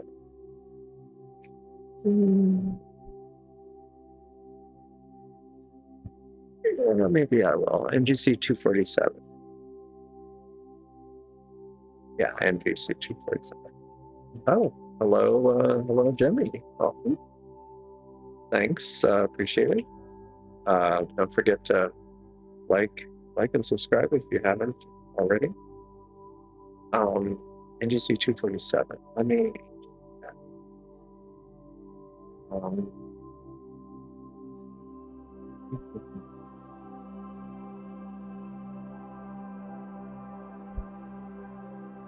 Okay, so I am going to zoom out here. Yeah, that's looking pretty good. And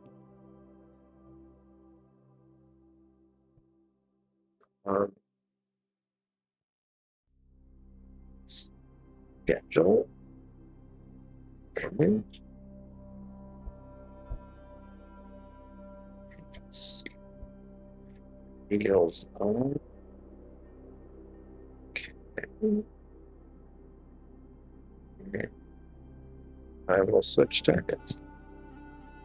While it's switching, I am going to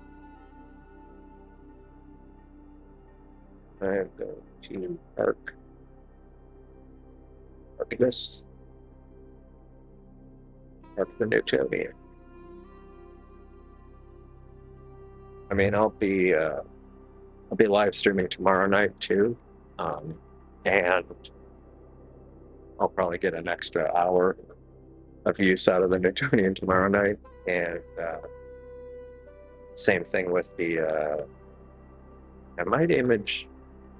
I have an early Monday morning, so I'm not sure how late I'll be up Sunday evening, but I think the conditions are supposed to be supposed to be okay Sunday, so I'll probably stream Sunday briefly, or maybe I'll just do it to Discord. We'll see.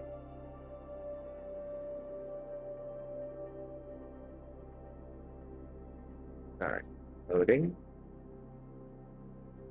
And 2 songs.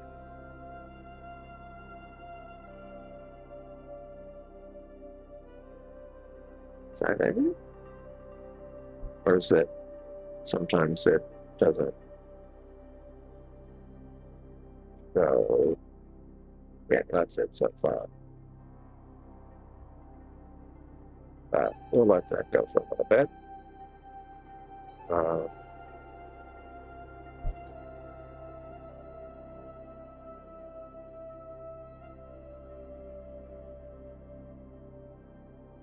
Burbridge chain right next to it. That's what that's. Oh, yeah. Huh. Did not know that. See, this would be great with the Newtonian. Maybe.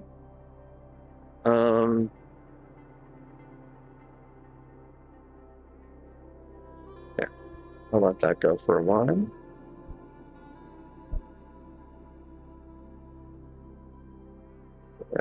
Go ahead and turn off the thermal. So the sensor will start warming up. Actually, that's another thing I need to check. Where are we on the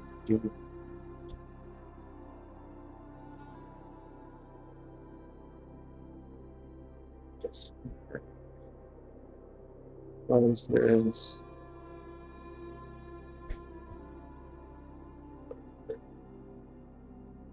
All right, so what's the do? So like I said the other day, that was kind of an issue. 91% humidity. Yeah, I might end up packing it up. Not so much for Starfront's sake, but because I should probably bring the telescope in and all the rest of my gear. But what is it going to be? Yeah, it does seem to be slow, and it probably isn't helping the moon. So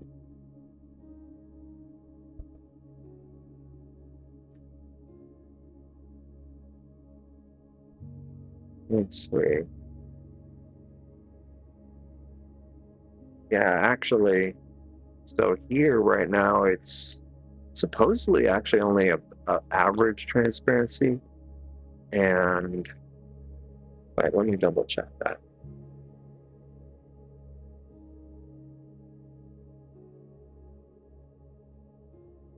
Yeah, average transparency and seeing, but tomorrow evening is supposed to be above average seeing here. Sunday is looking like garbage, so maybe I won't stream Sunday. It's claiming, yeah, it's, I don't understand when it says above average transparency and seeing is cloudy. That seems like two different things. Now at Starfront, actually right now it's above average transparency at Starfront. Average seeing. Tomorrow evening will be below average there.